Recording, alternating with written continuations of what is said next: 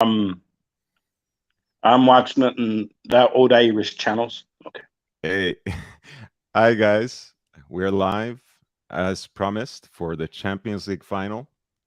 The final is in Paris. I'm in Los Angeles. My friend Brian is in Donegal County, Ireland.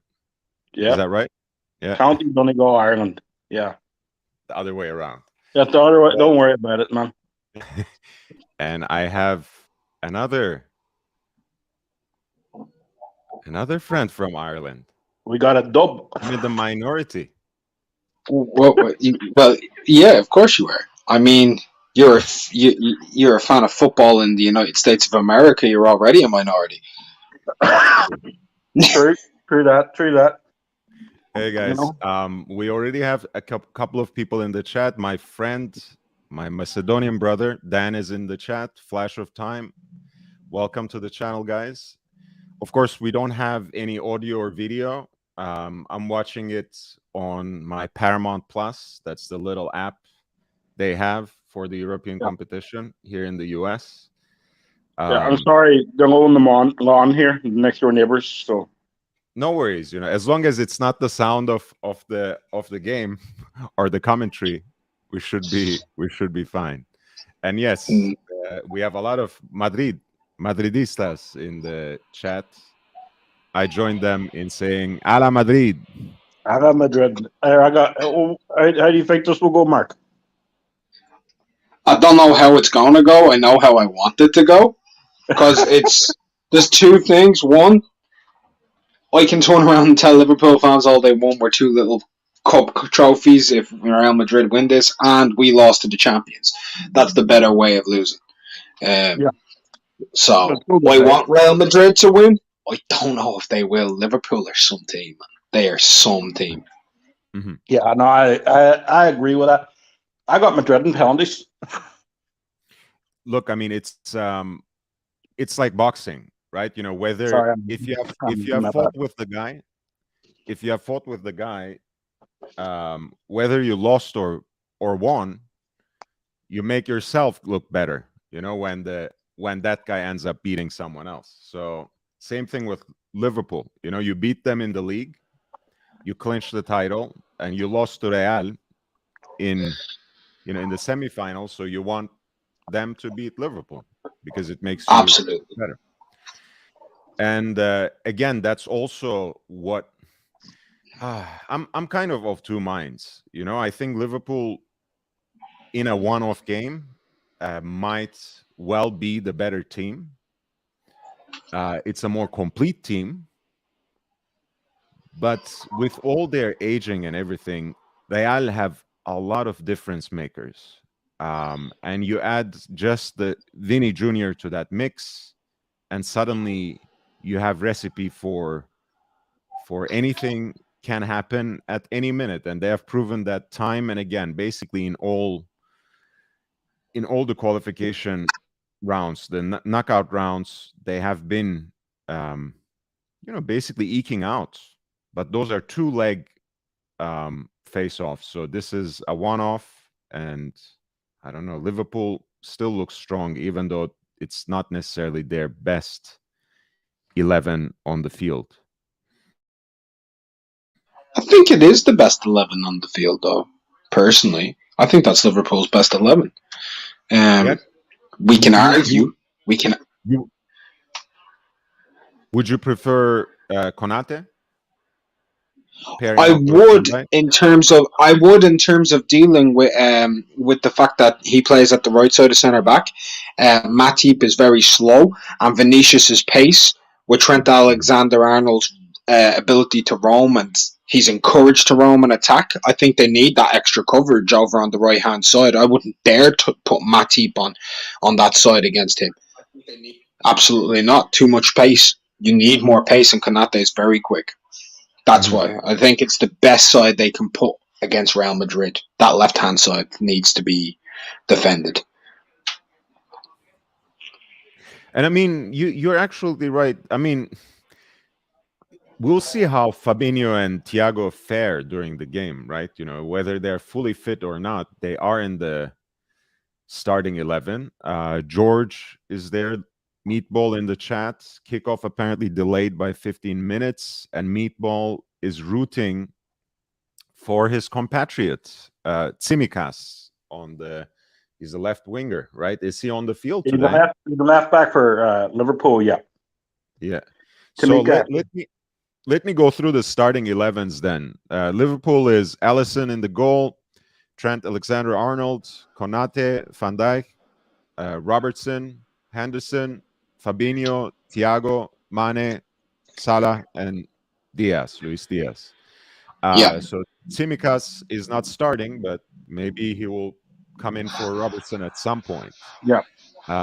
Real is fielding Courtois in the goal, Carvajal, Militao, Alaba, Mendy, Casemiro, Kroos, Modric, Valverde, Vinicius, and Benzema. This is some game. This is some game. Yeah. I'm surprised though, Rodrigo ain't playing. Give them more balance. But I understand why they're going for the extra man in midfield to, Yeah. With Valverde. I think it's a good call, honestly, Brian. I think it's nice to have actually an alternative, a reinforcement on the bench like Rodrigo, rather than fielding him first and then possibly falling behind. And it's harder to play catch up with Valverde. It's easier to play catch up with Rodrigo when he has fresh legs. So yeah. The other one too for me is young Camavinga. He was very good in the second leg of the semi-final against Manchester City. Mm-hmm. He's another good young player. They plucked from Leo in France, from French football. I think he was in Rennes. Oh, Rennes, sorry. Yeah. No, you're correct. Rennes from French football. I should know because Celtic played them in the Europa League. And he was the best player on the park on both legs. So he was, or both games because it was in the group stages, But no, he looked brilliant. And at the time he was 17. And I think they did really well by bringing Camavinga in, yet another important player on the bench. Yeah. Because, again, we were talking about, best midfielders. We started with the Premier League and then broadened a little bit yesterday, our discussion, Brian. Yeah. And we were thinking of those three, Casemiro, Kroos, and Modric as a trio. But at the end of the day, time beats everyone, right? So they need some fresh talent in that position, and Camavinga, I think, is again exactly the kind of midfielder I like. Wonderful box-to-box abilities. Has also some of the flair that Paul Pogba has on his best days. That's the thing, though. On his best days, I think at this point he probably will be more consistent, but Pogba, and he doesn't need to play in a free. I think he can anchor in midfield more than a Pogba can. He doesn't need to play with Gattuso to get the best out of him, and then go with Kante. I think he can be that player. And this is just a young man, right? But you can see tendencies. But no, I like Camavinga a lot. I think he's a very good player. And he's got a bright future ahead of him, definitely.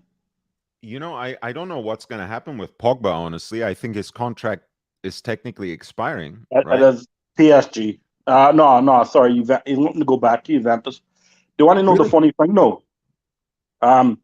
Right, he's left Manchester United twice to Juventus for free if he goes to Juventus. And Man United spent 90 million on him on the return. Yeah, on their own player, so to speak, right? Because he basically came through the ranks in Man United first. Yeah. And he wanted a massive contract. Ferguson looked him in the eye, and Ferguson said no. So he goes, his contract ran out. He goes to Juventus for free, right? He goes there. He plays well. United spend 90 million on him. He plays shit for 4 or 5 years at Manchester United, and now he's going back to Juventus for free again. And the thing is, again, we were just comparing, Liverpool. Not that they haven't exceeded expectations in the league. There was just one more team, that has overdone them. But tournament play or European competition has its own dynamics, and so does the World Cup or a European Championship. And Pogba in those tournaments has always switched on, right? And did perform well for France. But the problem with Manchester United was they still, look, I love Real, so I'm glad Camavinga was signed by Real. But I think what Manchester should have done, because they have more money than Real, they should have signed Camavinga with the expectation that Pogba is just not happening. Whether he wants to re-sign or not, let him go and get a younger and potentially better version of him, potentially more consistent. Let's put it like that. Yeah, if I was Manchester United now, I'll go for that Chouameni. I don't know how to pronounce his name, but he plays for AS Monaco in that central midfield. He's 21 years old. Right? Chouameni, I think he's coming to Madrid as well. Yeah, he's coming to Madrid. And if I was United, he would have been one of the first names I would have looked at in the summer. Mm-hmm. Also, Bakur Kamara, for that type of player, he's going to Aston Villa. Right? He's already signed for Aston Villa. Well, good call by Villa. And Villa's also signing Diego Lopez, the centre back. So Gerrard's making moves, and I mean big moves, in the summer. But those are the likes of players, Manchester United should have went in for. But guess who they're going for now?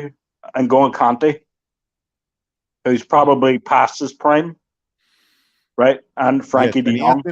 He has been plagued by injuries recently. Yeah. No. Well, he has. People have said that, right?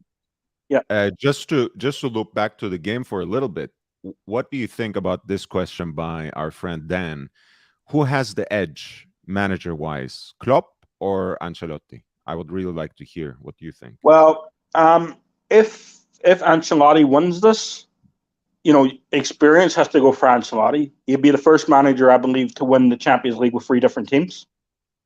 Yes. Which is an amazing accomplishment on its own terms. I would say the experience will go, with Ancelotti, right? Ancelotti doesn't panic when things is going wrong. We saw that with the Man City game. When things were up in the air, he didn't really panic. He didn't look panicked. I think he's a brilliant manager. He's won leagues wherever he's been to, except for at Everton. Well, we can't blame him for not winning with Everton. Exactly. Here's the thing: he's when you look at the resume, not that again Klopp's resume is weak, but you look at Ancelotti's resume. Yeah, he's one of the rare players who has won the European Cup / Champions League both as a player, and a manager. Yeah, absolutely. He has won a title in the top 5 leagues of Europe: France, England, Italy, Germany, and Spain. So, but he has, of course, the reputation as a pragmatist, as a likable guy, as someone who has this incredible bond with his players. But I think people sometimes underestimate, for that reason, his tactical prowess as well. I think he's a very good. Yeah, he's an Italian. Right, and they're very astute in how they set their teams up and how they manage. I think minute to minute. I think what he's good. He's good at managing players and expectations. Yeah. Yes, You know, that's when for, you have a squad like Real or like Liverpool, like Manchester City. yeah, Man management is very important. Well, what I was gonna say, just one more sentence on Ancelotti, and then maybe you can make a case for Klopp. yeah, Um, I think minute by minute from the sidelines, when the game is on, Ancelotti knows how to tinker things. yeah. Ancelotti knows how to change gears, shift gears by substituting in players. Ancelotti knows He how, knows he's meant to and how. Yeah, yeah, how to fire his team up, and he has good lieutenants in in Benzema, for example, in Modric. yeah, yeah. Um, Uh, he's got experience close. Casemiro. Even Kevin Howe at the back.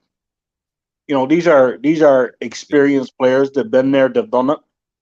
You know, this Real Madrid does not have a Ronaldo, but Benzema's been on great form this season. And if he wins the Champions amazing. League, there's a good chance maybe for him for the Ballon d'Or this year. and and here's the thing also, but I mean, we can switch to players in a little bit, but about Klopp, what do you think Klopp's strengths are as a manager? What I can think you he's add? I think he's a man motivator. I think he develops players. You know, Mm, like as we talked yesterday, the average players who came into the team, like Manny came in from Southampton. Salah was, he was thinged at he was pretty much shunned at Chelsea, even yes. though that was a great Chelsea team. You know, even though that was a great Chelsea team at the time. And they weren't, going for trophies. You know, um, they plucked him from, I believe it was Inter Milan, Mm. wasn't it? Mo Salah, right? Salah came from Roma. Roma, yeah, it Yeah. was Roma, yeah.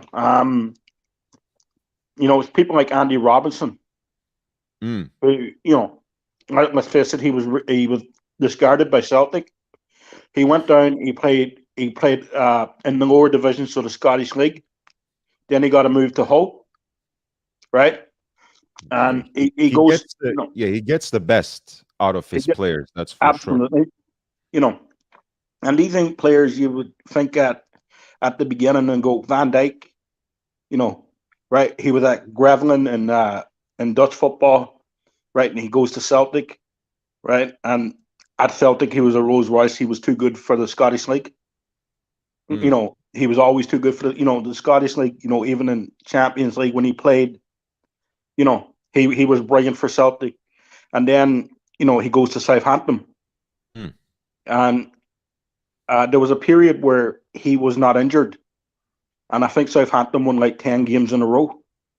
And then he gets injured, and the Southampton season falls apart, right? Or they didn't lose 10 games in a row, and they were playing great football, and that was under Ronald Koeman, Mm. if you remember that. Yeah. And the season falls apart, and then he goes to Liverpool, and Klopp just takes him to the next level. Yeah, I think the other thing is, again, I focused a lot on how Ancelotti is a very shrewd strategist from the Yeah, sidelines. yeah, Klopp is a shrewd strategist and tactician day in, day out as well. So not to underestimate him. I yeah, think he makes the reason he gets the best out of his players, and the reason that Mane comes in, slots in, becomes world level. Salah comes in, slots into the team, becomes world class.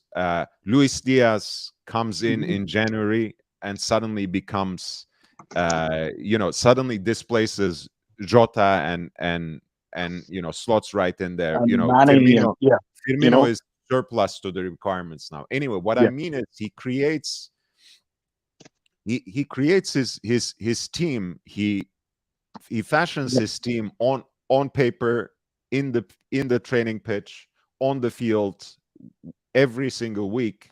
And I think yeah, after his first couple of years at Liverpool, every year he just improved that team incrementally, and they have been in their prime for the last 3 years.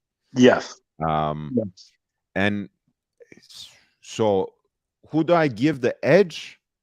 I have no clue, Dan. I think they're both so great. I need to see at least 10, 15 minutes of game time to see what's going on. Because I think, honestly, both of the teams have so much going on for them that we have to see a few minutes of play before we can say anything. I mean, Liverpool on paper might seem like a better team, but hey, even if we see 85 minutes of the game of Liverpool dominating, who knows? Real might come back because they're mentally quite strong, and they have they have that belief in themselves. They have someone on the sidelines who believes in them absolutely, in Ancelotti, and it's going to be a great game. It's going to, then they're coming to the field now. I think Liverpool are technically the better team. I think maybe that might give. I think the starting 11 is technically a better team. I think that might give Klopp, in this point, the slight edge. So it's who can manage the game second by second as it goes along, who can make the adjustments needed. So it's going to be a very exciting game. How do you respond to this prayer from our friend 548 Vikings? Oh, my beloved Millwall FC, I pray you make it back to the English Premier League one day. Good luck to you.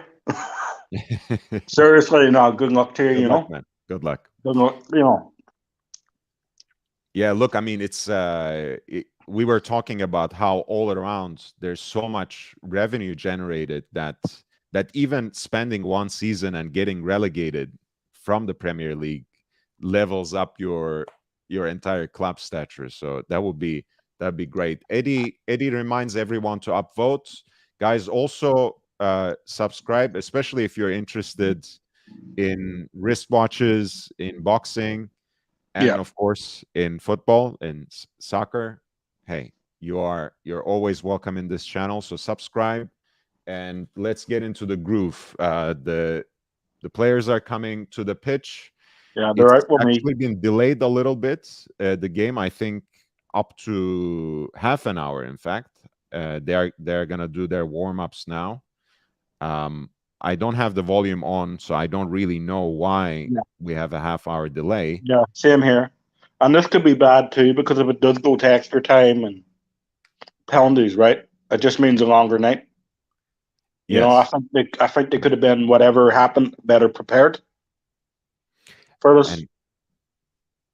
And that's the thing, man. The the notion that we were talking about intangibles, we were talking about mental strength, we were talking about how the manager whips up the team into a certain mental shape and focus, where they don't lose it for even 1 second of an entire game. So a minor delay might get you distracted.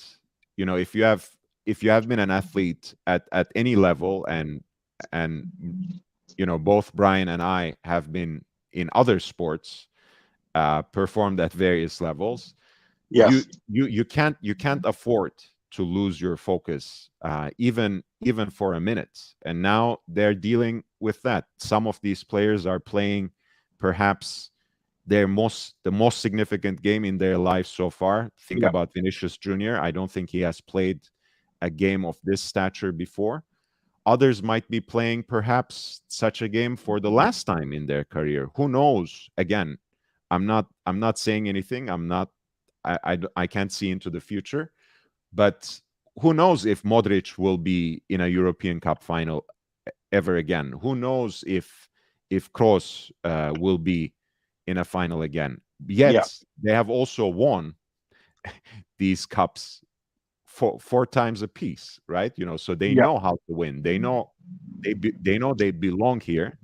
They know they are here to win. And that's very important. So I think 30 minutes for them, it might be like, hey, Vinicius Jr. might be like, hey, man, I waited my entire life for this.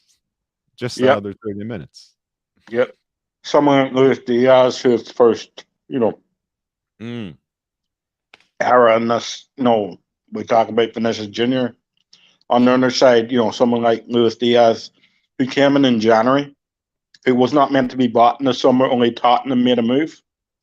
Yeah, And sort of forced Liverpool's hand because he was meant to be a summer target, which tells you the level of planning that Liverpool, have going into transfer windows.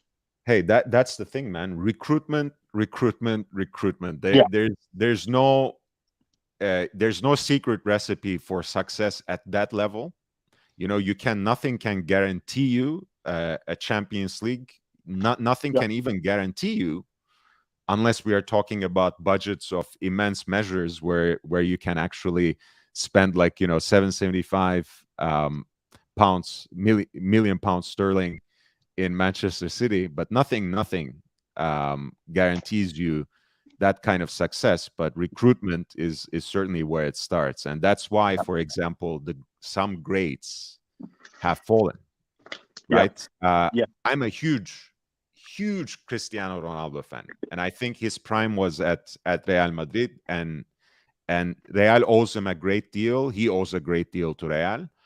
But for Juventus, for example, to have spent so much money on Ronaldo and to have neglected all the other possibilities of recruitment for years because they were spending so much money on that brand name, it was detrimental to them, right? Yes, they have strung together 9 titles in succession, but once they have fallen off, they have completely fallen off. Yeah. They weren't even competitive in Serie A this year. They weren't competitive in the Champions League, and who knows when they will be competitive next. Same thing with Manchester United. Yeah, Man United haven't even made the Champions League. They came 6th. They're in Europa League next season. Can I put it like this to Arsenal fans and Man United fans? I just want to do this, right? Not only did Tottenham are in the Champions League next season, but the mighty Celtic will be in the Champions League group stages next season. Yes, and the funny thing about teams like Celtic is when they are there, they usually perform very respectably and pull off a few upsets here and there. I remember you guys winning against Barcelona quite recently. I mean, I'm showing my age here. 2012, yes. Yeah. So Dante explained there were issues with the Liverpool fans getting in the game, reason for the delay, big trouble outside Stade de France, crushing, bottling, tear gas by the police. That's shameful.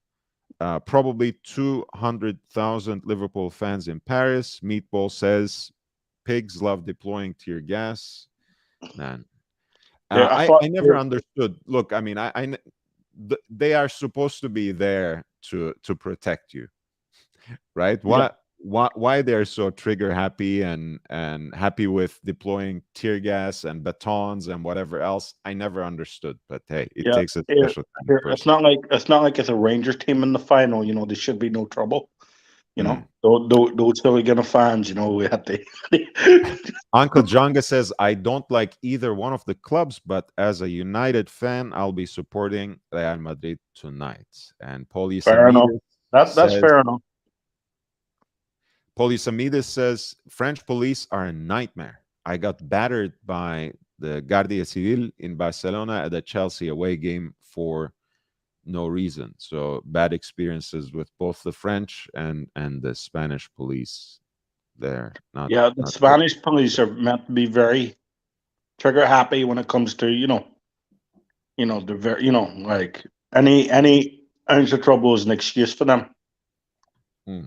So that's just what I've heard. So again, no offense to the French and Spanish in general, but the police are police everywhere, it seems. So well, we're getting a little fidgety. I'm getting too excited. Let's go through those starting lineups once again. Real is fielding Courtois, Carvajal, Militao, Alaba, Mendy, Casemiro, Kroos, Modric, Valverde, Vinicius Jr., and Benzema. And Liverpool's starting 11 is Alisson, Trent Alexander-Arnold, Konate, Van Dijk, Robertson, Henderson, Fabinho, Thiago, Mane, Salah, and Luis Diaz. Yeah. The one player on the Liverpool team I would, would have swapped out would have been Konate for. You go, Brian. Talk 1 second. Sorry. The one player I would have swapped for on the Liverpool team was Konate and I forget his name. Forget his name now. And I can miss it. I forget his name off the top of my head. But I would have swapped them. I think he's been brilliant with Van Dijk over the last number of years. He's been very consistent. Massive. He's been very consistent over the last number of years, with Van Dijk. I think Konate's great in the air. And I think they're trying to employ him to try to stop an aerial threat from Benzema. I think that's the reason why Konate's in there. And plus, Konate's very quick on over a 5-10 yard race. He's very quick. He's got long legs, right? But for me, Misip is he's very good at reading the game. I think he's better at reading the game, and I think he's got better positioning than Konate. So that's what I would have had. I would have had him definitely in there. Massive. Yep. The atmosphere at the stadium must be intense. Absolutely. PSK. How you doing, PSK?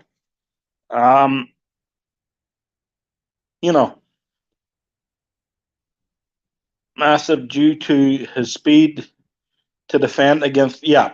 Well, for me, I think Massip's a better. What's the word? I think he's got better positioning than Konate. That's just how I would put it. So you really don't need speed if you're in the right position all the time. So a bit of football brains can get you. There's different. I'm gonna do a quote from one of the greatest probably the greatest defender of all time, Maldini. Paolo Maldini, legend. And he said, if I have to make a tackle, if I have to make a last ditch tackle, I made a mistake. Yes. And that's a quote from the greatest defender of all time, in my point of view. And also, again, unlike the more modern defenders, of course, Maldini did make those sorts of tackles, but he would rather not need them, right? Because it's more important for defenders of today's game to always stay on their feet, and I think that's actually a good thing. But it's also, it's not something that was invented just yesterday either, as you just quoted Paolo Maldini, who is, again, now they have 3 generations of them winning the Serie A. That's an entire dynasty in Milano, as you know. So, and he's still a director at the club. He's still very much associated. His son, of course, plays for the team. Let's read a few things. Dan T jokes around and says, if Partizan or Red Star fans were there, the game would have been canceled. God forbid, man. We don't want any troubles. Uncle Jonga says, just want to see a great game of football, but it would surprise me to see this game go to penalties. Honestly, I would love to see an extra time, but I really don't like penalties, man. And I know that's, again, it's a little hypocritical for me to say, because we have been talking so much about the mental aspect of the game. Yeah. And for me, penalties are not a game of chance. I think it is what is at stake there is, of course, yes, the skill at taking penalties, but simply mental fortitude. You can Yeah. call it whatever else you want, but it is really all here when it comes Yeah. to that spot. So, but still, I would rather see a lot of goals and have 120 minutes of play time and have it end there. I would much prefer that. Uncle Yeah. Jonga, yes, Mane is a sensational player. Thiago doesn't look fit. Matip is playing, says PSK. Welcome to the channel, man. Um, the atmosphere at the stadium must be intense. Well, I mean, it's a full house, that's for sure. Yeah. Um, They would have been turning people away. mm. Like, let's be real. They used Konate, and you were responding to this, instead of Matip due to his speed, and Brian was saying, well, Konate is faster, or quicker. Matip has better positioning, and that's that's a trade-off, Yeah. because honestly, I'm not sure if you can defend Vinicius by running faster than him. You defend Vinicius by Yeah. having the right position, by not losing your position. Yeah. Uh, Yeah. I think experience too in games like this. I would have went for Massip. Because he's been. He's already won the Champions League. But I understand, because I do understand that throughout the Champions League he has played Kanate. I got a phone call. Give me 1 sec. Of course, take your time. So let me read some more chats before we get into the groove of the game. Raul is on the sidelines. Wonderful. A Real legend, of course. We were talking about, well, people in the chat were talking about some of the most intense rivalries in the game. Olympiacos and Panathinaikos, of course, is one. We talked about Partizan versus Red Star Belgrade. Imagine going Fenerbahce, Galatasaray. Polysamidis says, I went to Stoke versus Besiktas, and that's a Turkish team as well. It was crazy. Oh, my bad. And no worries, man. Jeff Lane, hey man, love you too. Thank you for the kind words, and I love this jersey too. It's the commemorative one of the 10th.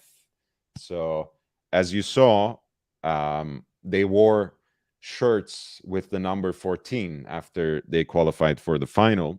So if Real wins, this will be number 14 for them. Yeah. I was hoping they had Shakira as with Sergio Ramos in Paris, and also a former Real Madrid player. I thought they would have had Shakira as the act. But I'm sure, first of all, he's oh wait, who is the act? Who is singing? I don't have a clue. Someone is coming. Yeah, well, in either case, the Sergio Ramos must be in the audience, I'm assuming. Oh yeah. It's it's an interesting reunion, because I know Salah said that he's looking at this as some sort of payback. And you remember when the two sides met in 2018? Yeah. Ramos made a questionable, let's say, to say the least, tackle on Salah, which dislocated where he got injured. his shoulder. He got injured. And I think that that not only took him out of that game pretty early, but I think also in a way made his World Cup a little more difficult. I mean, he needed some time to recover and get back into the groove of things. So Zinedine Zidane, Zizou, is in the crowd apparently, and very, very predictable, of course, having won them so many European Cups recently, and having been a club legend himself. Man, Zinedine Zidane, again, one of the best players and best winners Yeah, in the I game. think of my lifetime. You know. And ironically, of course, that illustrious career had to end in a final, Yeah,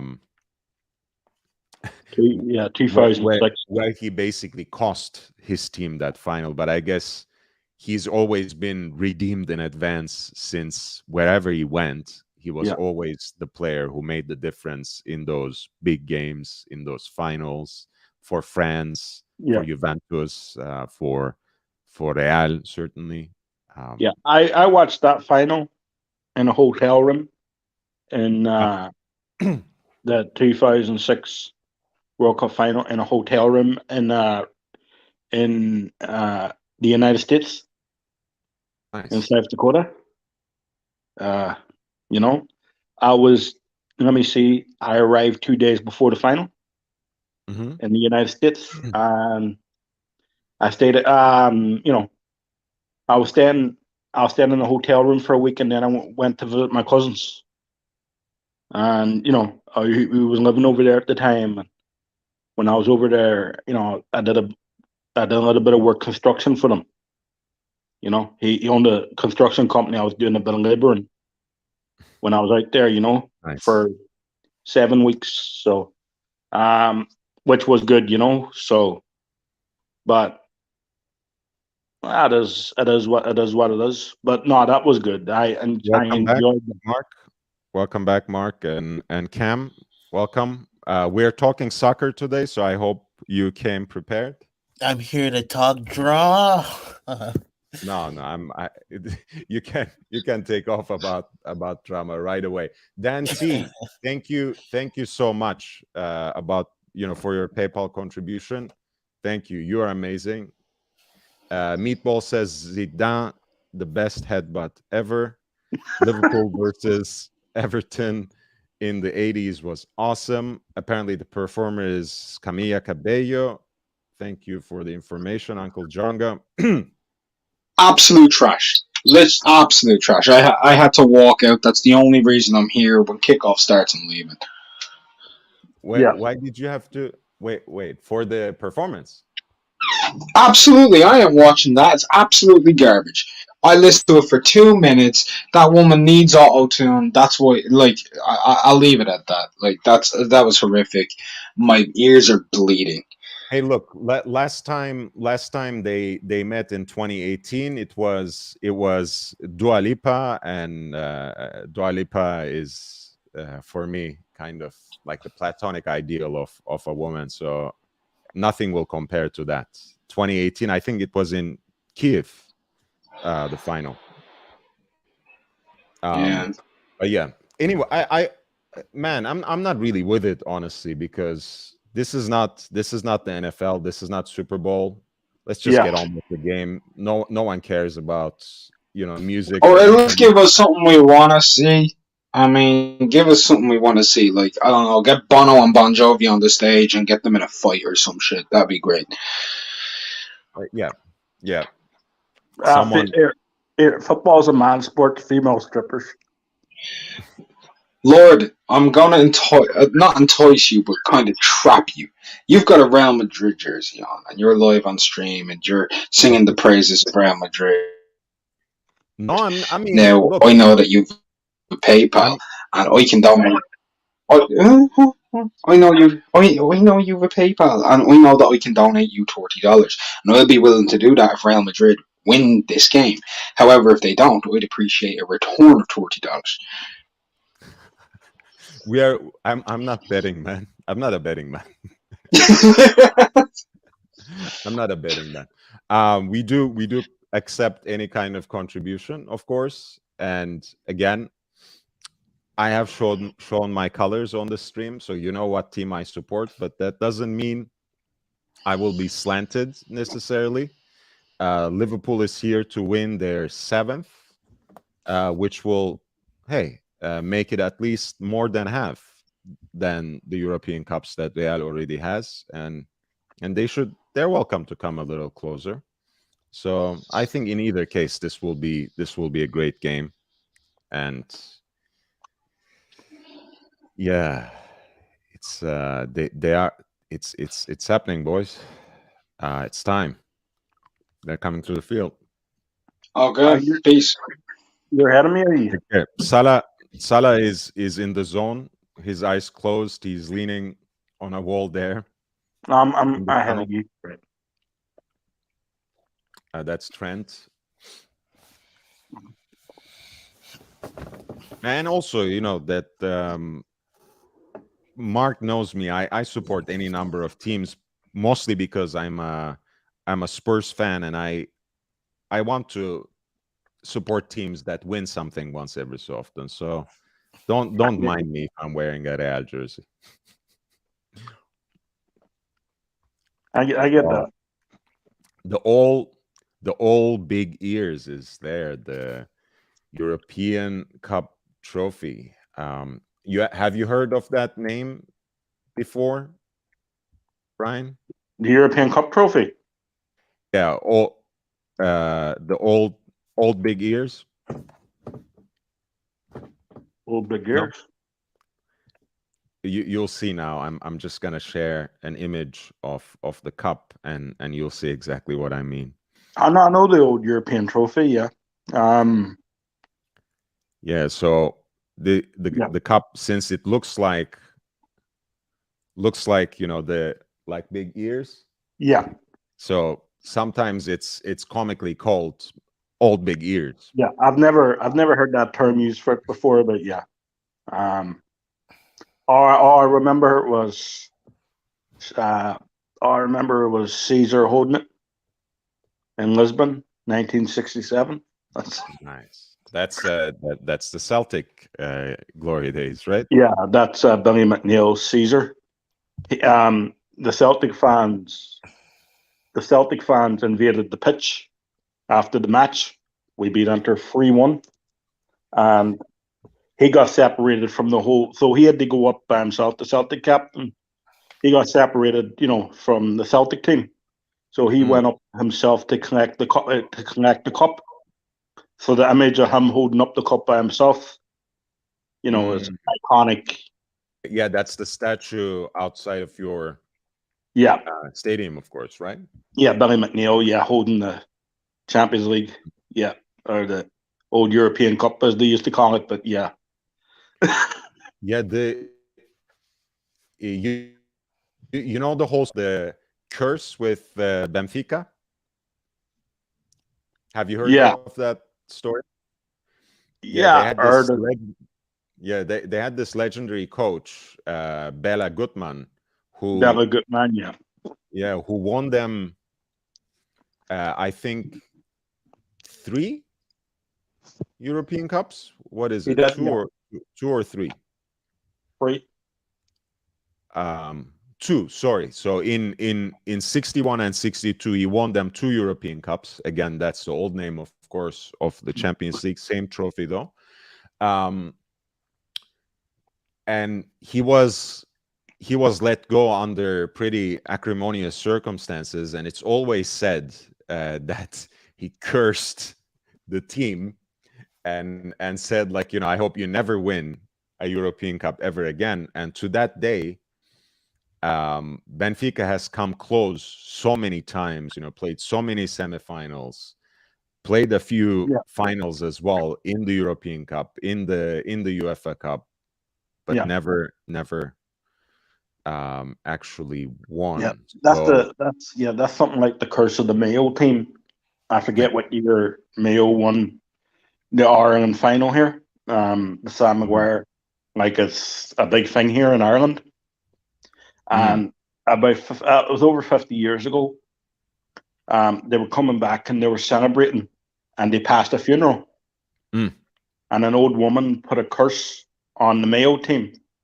As long as all you players and your management team are alive, you will never win the Sam Maguire again. And they haven't won it since, and they've gotten to several finals, and they've never won it. So that's been a curse. So Well, unlike those teams, of course, both Liverpool and Real Madrid are very fortunate teams. Again, yeah, Liverpool has 6 European Cups, Champions Leagues. Real has 13, and I think let me put it like this. I think Liverpool shares the third most with a number of other teams. Barcelona has probably 8, and they're right next after. Of course, Milan, AC Milan has AC Milan, 7 yes, as well. yes. AC Milan they had their domination. The old European Cup,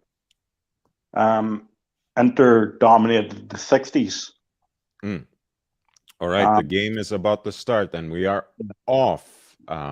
Paul says it was a 100-year curse Bela Gutmann gave to Benfica.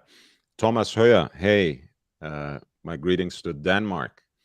Good evening. Liverpool wins 2-1. Archive of Sorts says, please like and subscribe. Please, guys, I appreciate your support. If you like football, soccer, if you like boxing, if you like wristwatches, you'll find a lot of good content and live streams here. Basil's Bezel says, every Portuguese person I know is a loyal Benfica fan. You would think a few would like to support Sporting de Portugal. Yeah. Look, I mean, Porto is also a major team. It's interesting. I don't have any close Portuguese friends, so I can't really comment on that. Yeah. So they won the Europa League and the Champions League back-to-back consecutively. In 2003, 2002, 2003 season, they won the Europa League. That's it. They won the Champions League the following season under Jose Mourinho. With Jose Mourinho, and then after Mourinho left, I know he didn't really do much of anything else with any other team. But who was his understudy? Villas Boas, yes. Villas Boas, yeah. He was he became Tottenham manager. He also won a Europa League with Porto as well. He did, yes.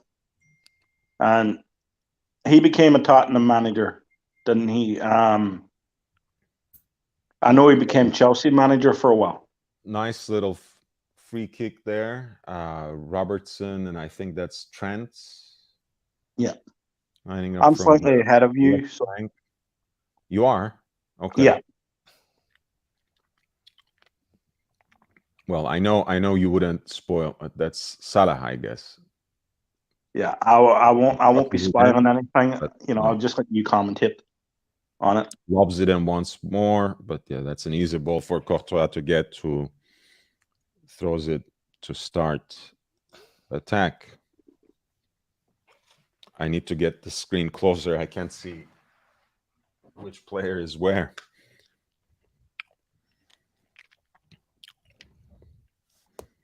Mendy, Courtois. No, that was kind of risky, but they managed to kick the ball away. Yeah. Alisson now. My one problem with Liverpool when it comes to defending is Trent. Great going forward. For me, sometimes he lacks awareness.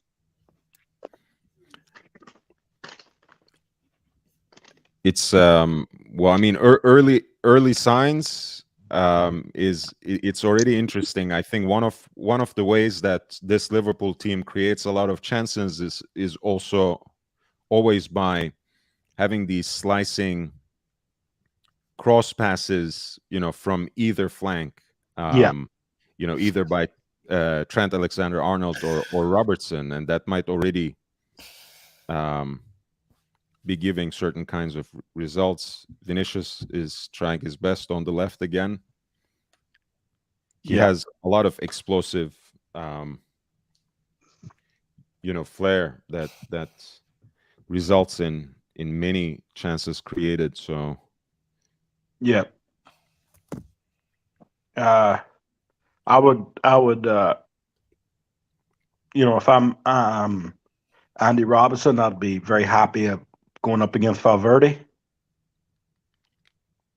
Probably compared to Rodrigo, you mean? Yeah, Yes. But one thing you'd have to watch for Valverde is slight balls in behind.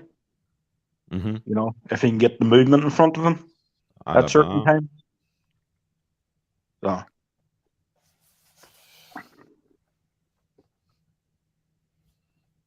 Are you watching, Cam? Yeah. Yes. What do you think so far?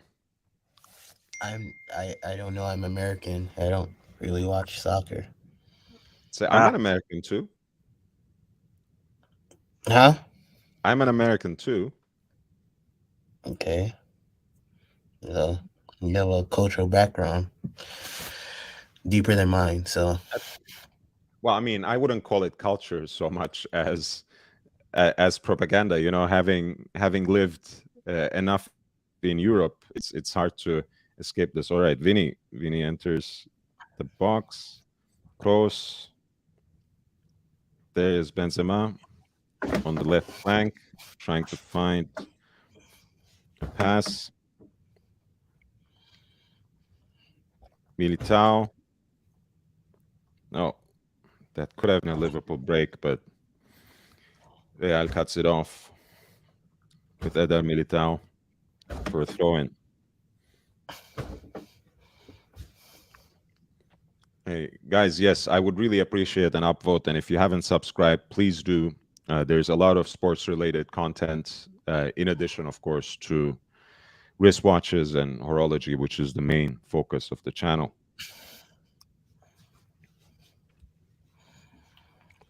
Meatball says, Real appears to be more cool and collected.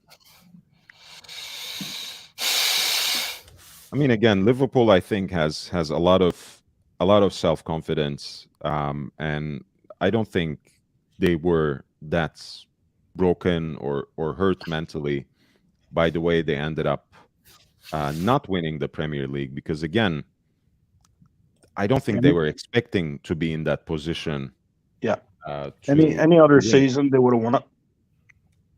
And also, that I don't think they were expecting Villa to be up, by 2 goals by halftime. I think the team they fielded on match day 37 gave you all the signs that hey, they were like, we are focusing on the final. We know we have on the Champions League final. We know we might not win the league at this point. And for about half an hour, 40 minutes, they perhaps had that little hope. But again, this team has been together as a well-oiled machine for so long now that they're not going to lose faith in themselves and in each other just because they couldn't clinch the title. Yeah. Fine margins, that's all it was. So. Yep. Oh, great move by Alisson there, coming out of his box to head the ball away.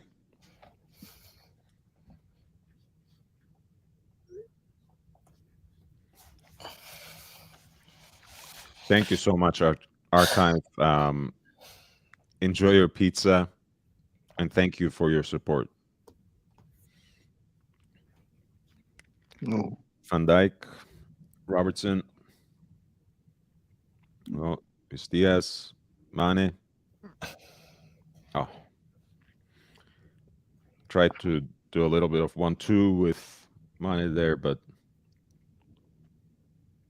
wasn't meant to be. Yeah.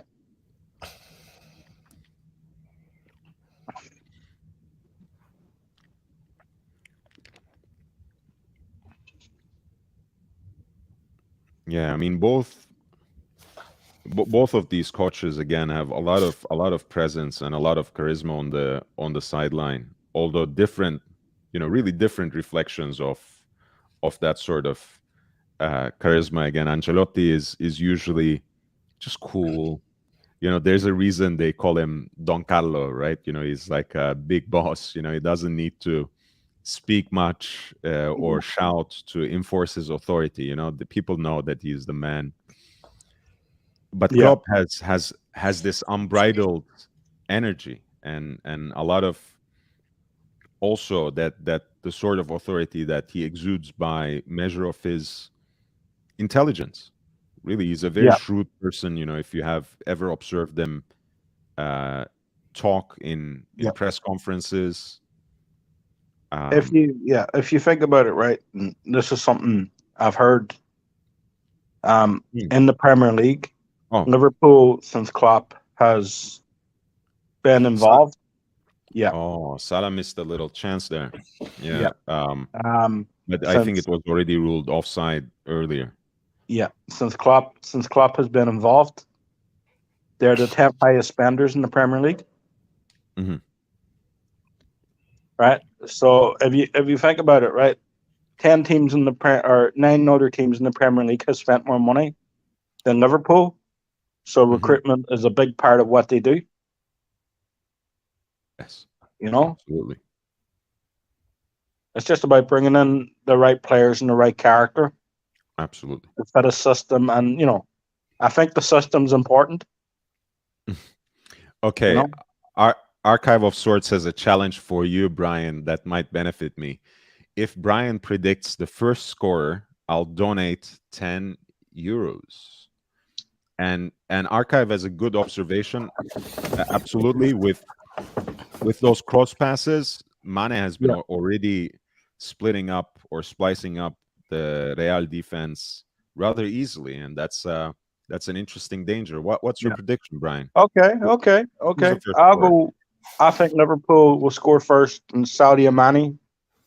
Okay, will so get Mane. Yep. Yeah. Well, Salah cross. Cool. Yeah. I actually predict the reverse.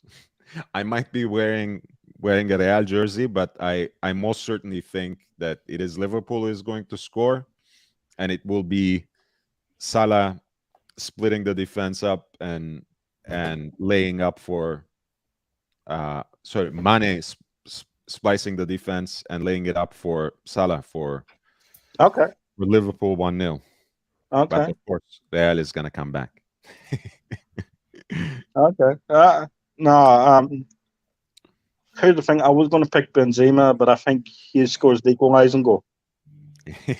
That's my hope, at least. You know, I don't know if it's my thought, but hey, Fabinho, Henderson, Robertson, Luis Diaz. And one of the most beautiful things about that attacking trio for Liverpool, this could have been, I think it should have been a corner for Liverpool, actually. Anyway, one of the beautiful things about that attacking trio, and this has been the case even when Bobby Firmino was playing with Salah and Mane, is the way that you never know which one is where. Right, they always change things up.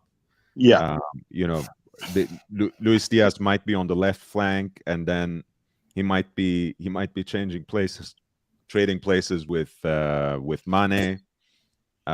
Salah has always a little more freedom. Yeah, to move around and to link up. Jimmy says, okay, if Mane scores first, yes, I'll drop 10 euro. And Archive says, I think first scorer will be Modric. Okay. I sure hope so, but okay. Jimmy says Liverpool will score first, then Real will have them where they want them. Yeah, I think that sounds about right. That sounds about Sure, if you look at it, the first leg of the Man City, Man City. Robertson centers the ball, and Mendy just nods the ball back to his goalkeeper, or rather, what do I say? Puts the ball with his chest to his goalkeeper, Fela Mendy. Evan Hogenkamp. I hope to see Sonny in another UCL final one day. Hey, Heung-min Son is a very, very special player. I mean, I think he became basically officially the first Asian player to have won the Golden Boot in the Premier League, which is a Correct. great achievement for him. Correct. You know, Jimmy says Modric is a great player. Archive of Sorts says, Lord, you will see what I meant about Konate. Yeah, so far, we are really seeing that. And you're right. Konate's pace seems to be, so far, one-upping Vinicius. But I think Brian also had a good point about how Matip and his positioning may be missed. But yeah, it and I remains to be think seen. We have yeah, at least 85 also minutes to go. partnership with Van Dijk. You know, Mhm. they've created a great partnership. Right. over They the have been last- playing together for much longer, of course, and that Yeah. matters. Yeah, you know, That does matter. Oh, but no, I understand it because he's played Konate the whole, throughout the Champions League. that's true. So I understand it. Maybe it was I'll play you Champions League, I'll play Master Premier League. Mhm. So Liverpool is finding a lot of space, by the way. They seem to be dictating the game for the most part. Yeah. There we go. Yeah. Anderson Uh, heads the can ball we into say the there's two box. top goalkeepers Oh on my! display? Oh my God! Oh my God! Wow! What a great save by Courtois there. Yeah. Great reflexes as always. Yeah. I don't even know how he does it, especially with that That frame, body, now, with yeah. the body, with that frame. Yeah. He reminds me of Czech. Yes. Peter Petr Cech. Cech, right? Yeah. Yeah. So he does. What are you Thiago. up to? No, Courtois is in the right place to hold the ball. That was a nice shot. Man. Yeah, speaking of positioning, that's Courtois' positioning needs to be quick reflexes there really to stop.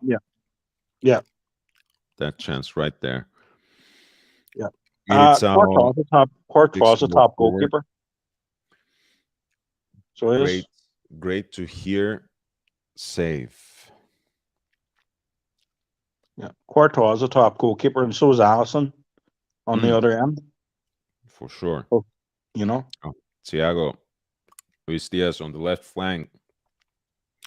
He is paired up with Carvajal there, who is seemingly having a hard time coping with him.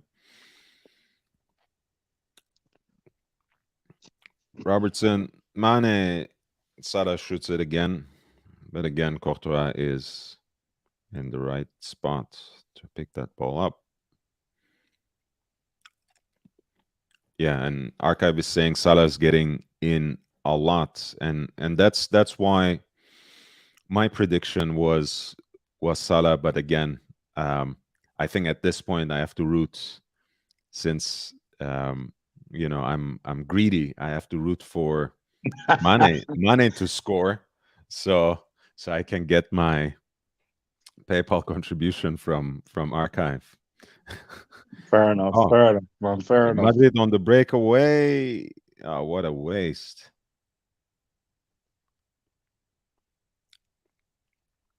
Robertson. Now they might be able to catch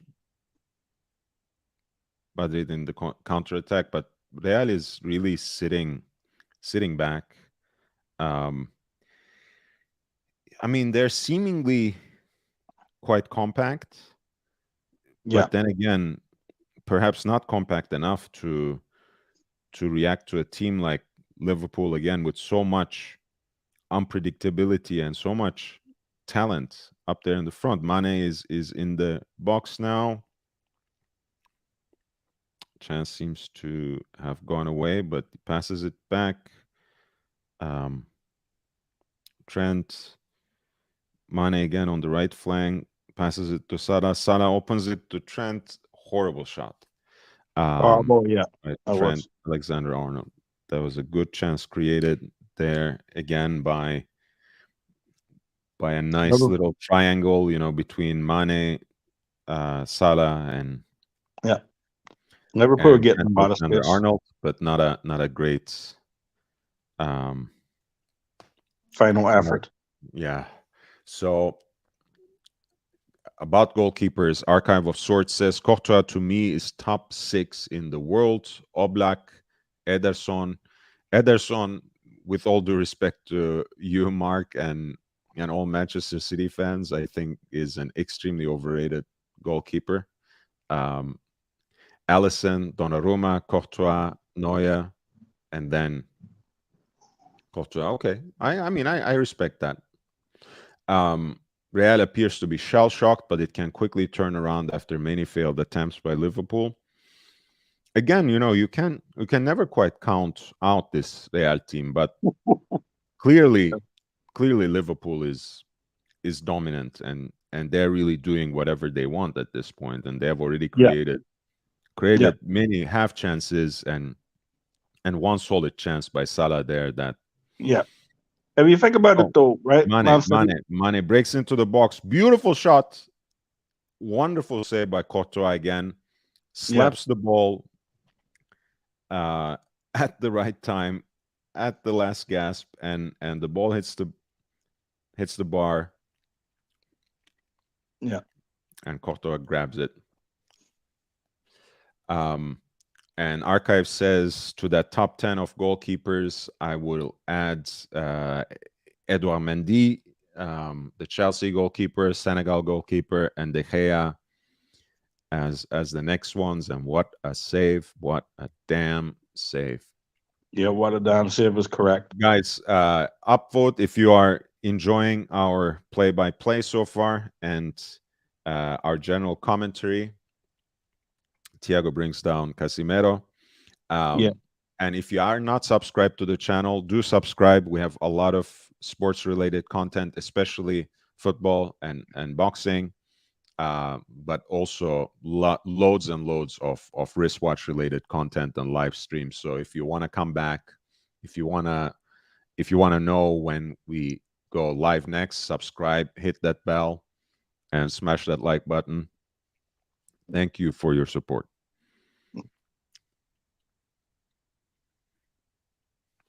Meatball says, masterclass save. Bravo. It was a beautiful save. He got down low fingertips, full stretch. Beautiful. And that's the thing. You would think that he would be vulnerable at that level. Oh, all right. Luis Diaz again making his way to the box, but cannot get past Carvajal and Militao there. With that frame, you would think that at the level of his feet, his ankles, he should be vulnerable. But no, he isn't. It's quite. I mean, again, all these goalkeepers that Mark counted from the chat, they're all very special in their own way. Yes. And sometimes, as much as, hey, it's in the word, right? As much as it's lovely to see people scoring goals, sometimes it's even more pleasant to see nice saves, especially if it saves your team from conceding a goal. And if you think of it in a very simple way, someone like a Donnarumma, who is a young goalkeeper and will only get better. He was in and out of the PSG team this season. Mm-hmm. He was sharing duties with Keylor Navas. That's right. So but another that's one very underrated goalkeeper. Navas, Keylor Navas is one. Keylor Navas, very underrated. So and the funny thing about Donnarumma is he has been playing at this level for so long now that you wouldn't even think that he's only 23 years old, which is very young for a goalkeeper. you know. For a So, goalkeeper. Yeah, he might yeah, possibly have another 2 decades, who knows?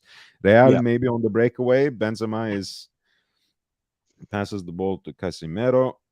Now Vini on the left flank.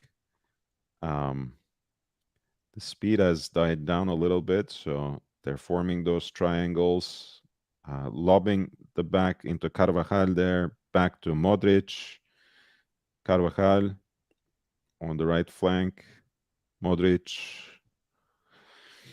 Archive says Ederson is not overrated. Okay. I agree. I think he's a top. I think he's a top goalkeeper. I mean, he's Um, top 10 for sure, but yeah, that there's just, I don't know, man. I think sometimes people fetishize this notion of goalkeepers who are good with their feet and yeah, have playmaking abilities from the yeah. back. That's Well, good, but I got a stat. I got a stat for you. David De Gea has Mhm. made more saves in the Premier League this season than Ederson and Alisson combined. Yes, I mean, but where does his team rank, right? Again, no offense Yeah, to the United fans in the audience, but unfortunately, they had not a here. stellar season in Yeah, I terms of know. defending this I year, know. right? Yeah, no, I just want to put it in front of the majority of the time. Harry Maguire has been in front of him. Oh, that too. That too. Yes. But look, I mean, Archive, Harry Maguire. I have to give you credit. Ederson this year again won the Golden Glove, Yeah. which means that he had, along with Allison, if I'm not mistaken, the most clean sheets. And Yes. hey, that means what it means. He's a good goalkeeper. I'm not saying he's bad or even average. He's clearly at a certain level, but I wouldn't even compare him to someone like Courtois, honestly. But I might be a little biased. I think Courtois. It took him time to settle in at Real Madrid. So it did Yes, Courtois. Like he came in, he had a very shaky start, and fans were going, this is an overrated goalkeeper from Real Madrid or from Chelsea. right. And you know, I don't know where they would be without him. Honestly, like I think he's very underrated. I still think he is an underrated goalkeeper. Even when he was at Chelsea, I think there was a bit that Mm. he did so much for that Chelsea Oh, team. He was Carvajal held onto the ball there, but passes it back. Modric again at the center of the field. yeah, Casemiro back to Carvajal. A very bad pass. Robertson is in control there. Fabinho. Salah tries to catch Real on the break. Real gains the ball back. Now, is that a handball or what? No. All right, back to Liverpool. Henderson. Fabinho.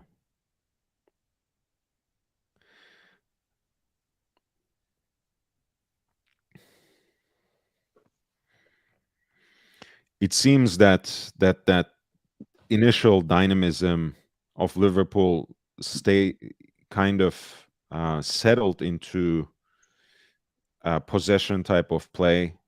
What's the score now? No. They are taking less risks. It seems Fabinho fancies his chances from far, but that's far and wide. Yeah, sorry about that. Oh, no worries, man.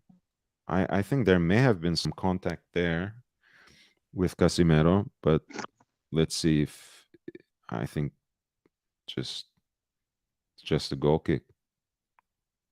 Right, Ancelotti, okay, he's not as calm and collected as we are used to see him. There we go, nice turn.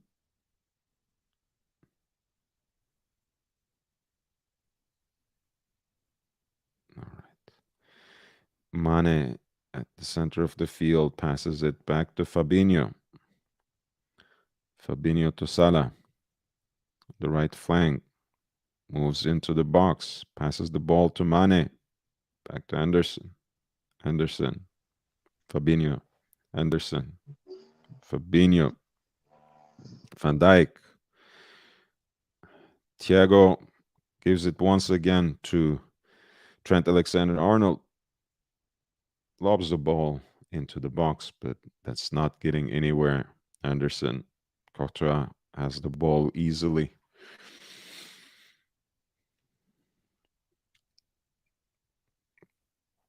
Guys, if you have not subscribed to the channel, I have a lot of sports content coming up, mostly football, soccer, and boxing.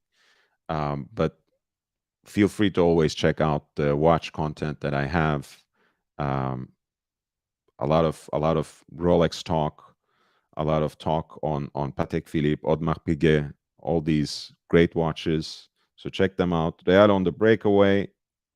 Trent cuts in there beautifully and prevents the danger. But yes, if you haven't subscribed, please do.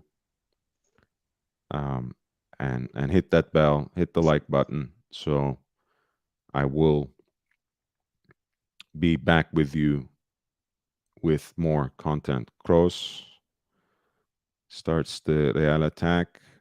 Benzema. Carvajal now comes into Valverde on the right. Yeah. Valverde. Casimiro. Yeah, Fela Mendy. How cool is Modric? Hmm? How cool is Modric? Like, you know, Mm. he looks so, you know, he looks like the ball's glued to his foot. Yes. Yeah, it's always a marvel. Oh, what's going on there?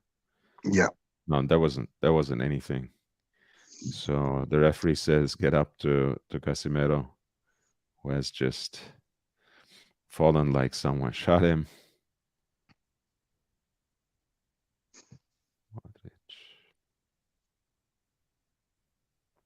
Modric is there to relieve his defense. Modric now taking the ball into the Liverpool field. Modric, Casimiro. Oh, what an awful pass. Mane on the breakaway there to Salah. Mendy makes the intervention at the right time. It can be a Real break. Benzema moves in, passes the ball to Vinicius, but it doesn't get to him. Yeah. Anderson. Sparkle says Indy 500, baby. Well, too bad that's we're not doing anything like that here. But hey, if there are any Indy fans among us, hey, I don't have much to say, but good for you. Meatball says Real is struggling. I think not as much as they were in the first 15, 20 minutes. I think they got more foot in the ball, yeah, in the last 5 minutes or so. They're but struggling to Liverpool get out, yeah. you know. Liverpool still seems to be in control, but yeah, if you don't create enough chances, and they did create some, but if you don't take those chances, you know, possession and dominance doesn't really add up to anything. No one gives you points for that. No one gives you a cup for that. You have to score. MLMJ, welcome to the channel, man. Thank you for being here. That's foul there.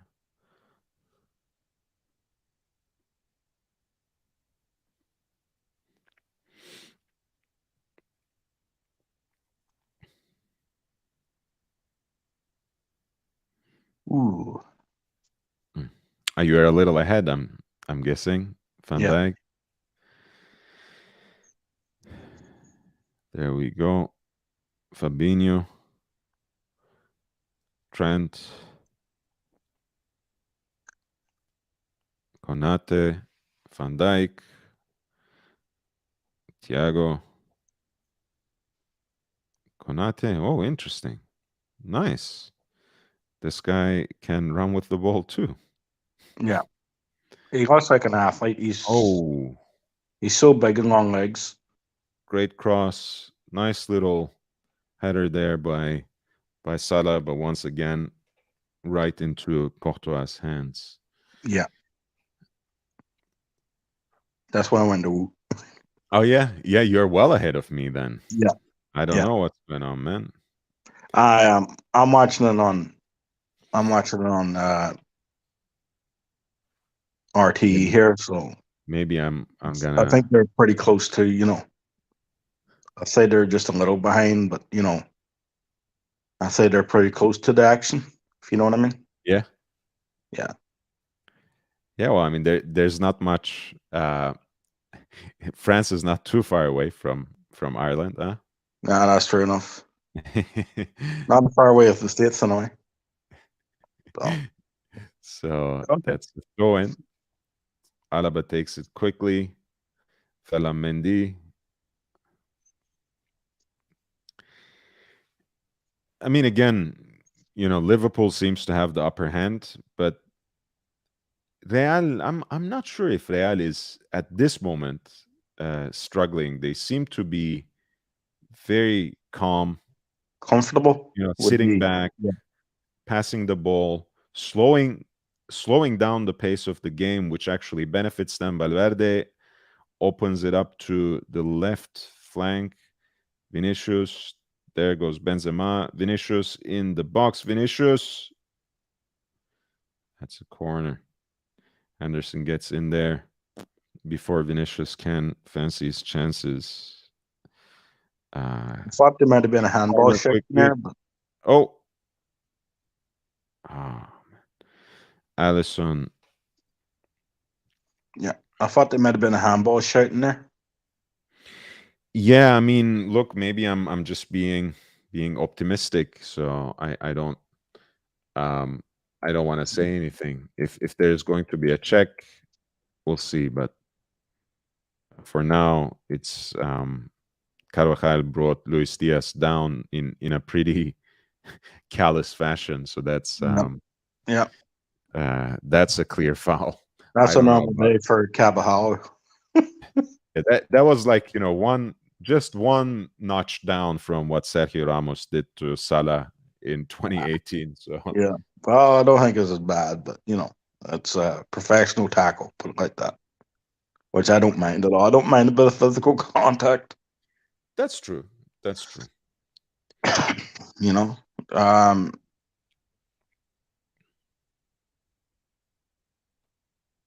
I literally don't mind it at all. Well, I mean, look, you come from a boxing background, so Yeah. doing a little bit of a contact sport on the football field Yeah. shouldn't be all that much. Allison whips it forward, but it goes all the way to Courtois. Luis Diaz once again finds himself, I was gonna say on the canvas, but on the grass. But this time, no foul is called. Jimmy is watching it from CBS. I'm getting the CBS feed too, but through Paramount Plus, which is their little app, which really helped me enjoy European competition this year. So I like it. I appreciate. Jimmy says, "Upvote and help the Lord do His work." Hey, thank you so much, Jimmy. Thank you. Vinicius passes the ball back to Benzema there. Benzema. Cross. That's Carvajal. Valverde.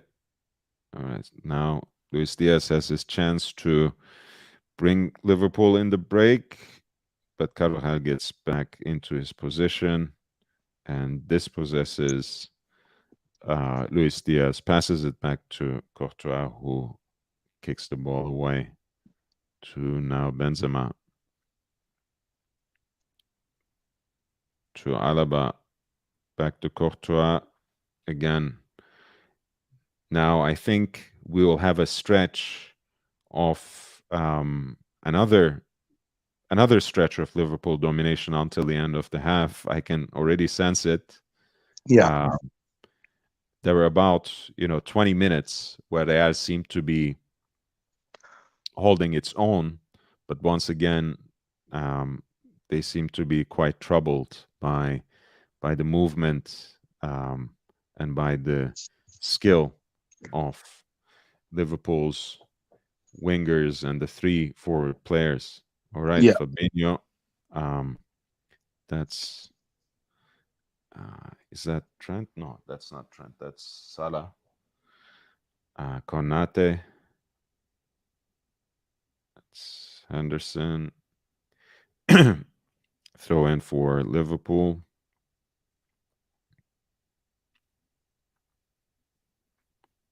I should have gotten some pizza as well, man. That's Thiago. Find some space there.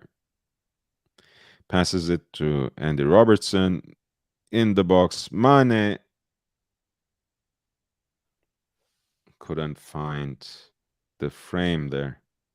I think Eder Militao stuck his foot in. Should be a corner. Militao. Meatball says explosive first half by Liverpool. Certainly, they have been the more dominant side. They seem to be in the control of the game. They are setting the pace for the most part. Maybe in the middle of the Robertson takes the corner in there. Anderson, a long range shot, but he could not find the goal. Nowhere near, to be honest. There was about maybe 15 to 20 minutes where Real managed to slow them down a little bit, but even in those stretches, no question, there was Liverpool was still in control, and they are the ones who have created the real chances so far in this game. Jimmy says, I would not say explosive, but certainly Controlled. dominated. Yeah, they did. They did. Yeah, I think the word more controlled. There's more of a system and what they're doing. There's more of a pattern. Back to Courtois, who again slows it down. Pass to Vinicius on the left flank. That's a foul by Konate. Could have been somewhat dangerous for Real. It was ruled a foul.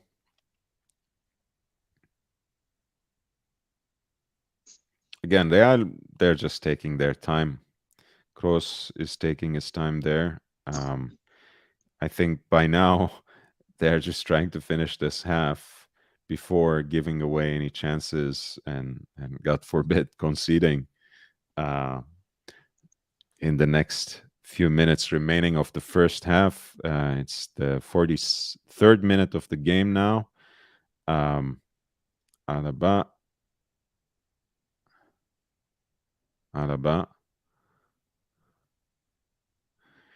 And I mean, one gauge of how Real seems to be playing. Oh my, Alaba, Benzema, great.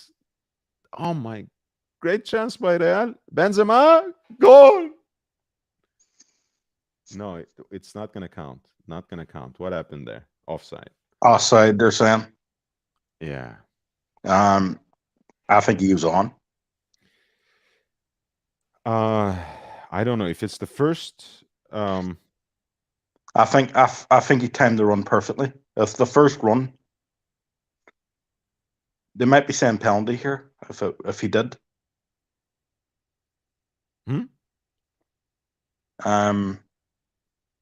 I think he timed the run perfectly. Yeah. Meatball says offside by a mile. Okay. No, I don't think so. I think he timed it perfectly. I mean, it's not by a mile, but it could be offside, and it's now going to VAR. Yeah, they got goal check up here. I think it's the second position where, he's behind the goalie there. I think that's offside. The second position, not the initial breakaway. Like you said, that run by Benzema was timed perfectly, but I think this is gonna be offside because he was behind the goalkeeper. Let me see. I don't know. Some of these rules change so much that Yeah. I don't always have the best grasp. But Yeah. I spent a year explaining the offside rule to my sister, and they changed it. Yeah. She finally got it, and then they changed it. We'll see. They're still considering it. Yeah. Again, like you said, the first run was timed perfectly. I think the first one was timed perfectly. So, I don't think there's even a question about that.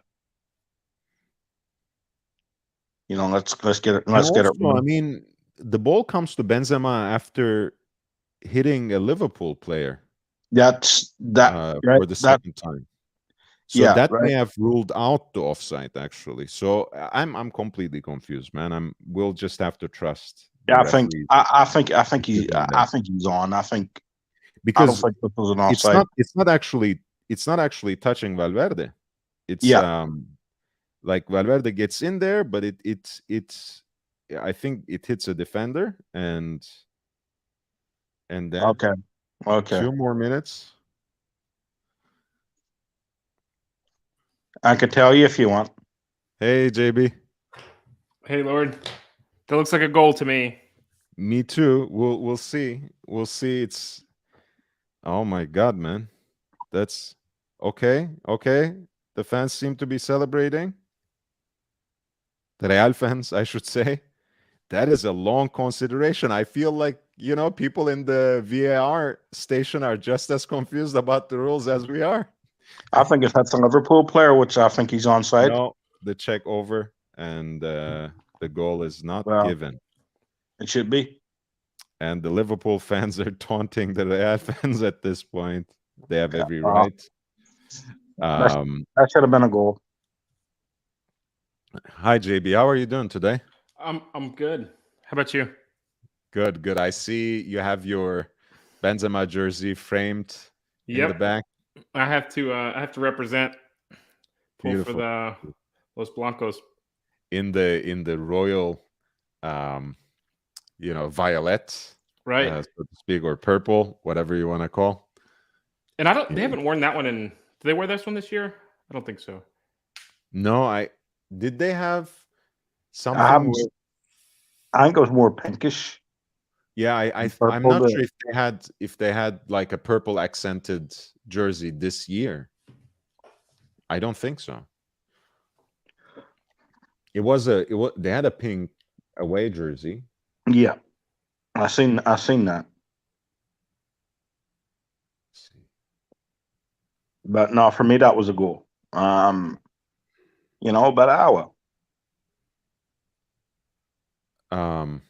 No, that's a huge letdown too, because they didn't get that many chances here in the first half.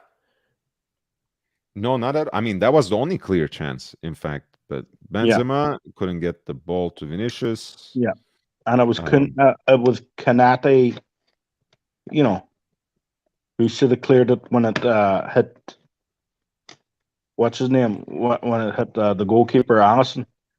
Yes, Mendy. Casemiro passes it to Vinicius, who's trying to. Oh, he just pushed his face, man. That's not cool. But we're almost at the end of the first half here. Again, maybe one last chance for Real, but Konate gets the ball and the referee brings the first half to a conclusion. Guys, a little bit of an interesting situation there. Again, I was just as confused as the assistant referees in the VAR room. I have no clue. But for me, it's off. Hey, I would like to say that it was a goal, but hey, Mark, what do you think? I don't know. Has the offside rule changed or whatever? That's a goal. That's a goal. That's a goal. Yeah. Yeah. For me, I that mean, was, what is it? Is it the one where he's played in over the top the first time where he's 3 yards onside, or the second time where a Liverpool player is behind Allison playing him onside by 6 yards? I don't know, man. yeah. Also That's came bullshit. off a Liverpool. Also came off a Liverpool player in that same sequence because it hit Allison, then it hit Kanate, and it And I fell didn't to see a Benzema. foul. I didn't see a foul on the build-up either. Yeah, so for me it wasn't. For me it was a goal.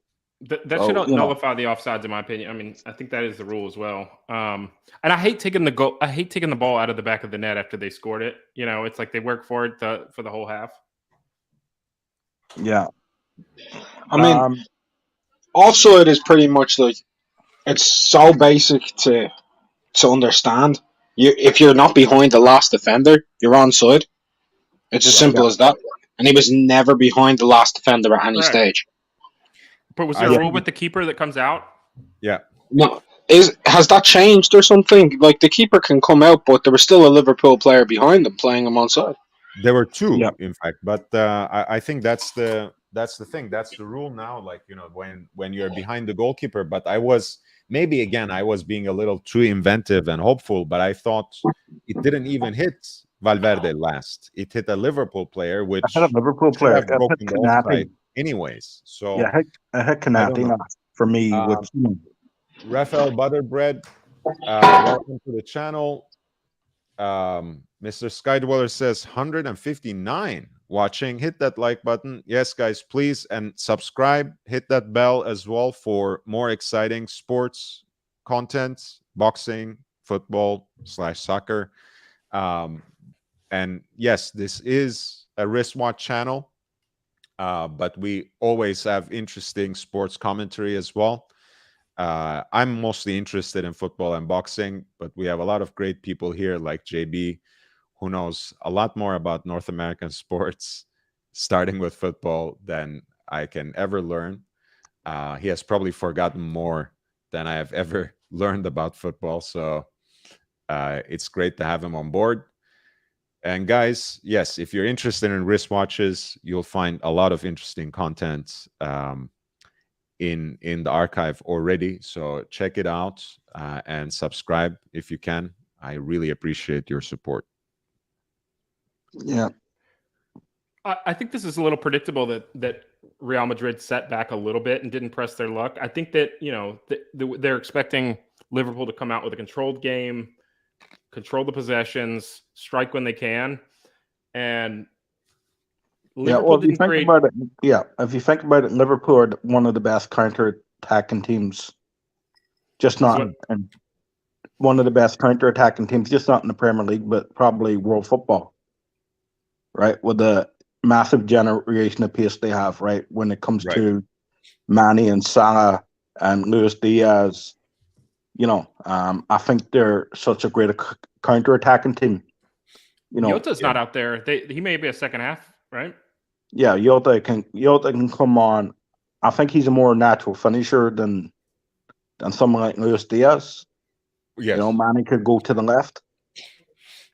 And you see when Trent Alexander on with TAA, when he does the crosses, from the right side or from the back, they're quite effective. And you would see between 15 and 25 crosses here where those can be dangerous. And you see that Madrid's pushing up quite a bit to not really allow as many of those crosses and handing back. You see that they had almost like 6 guys at the back when they were at midfield.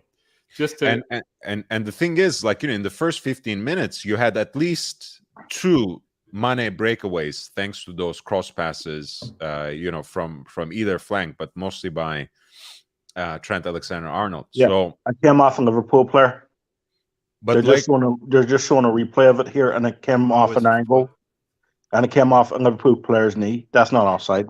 And that's a goal.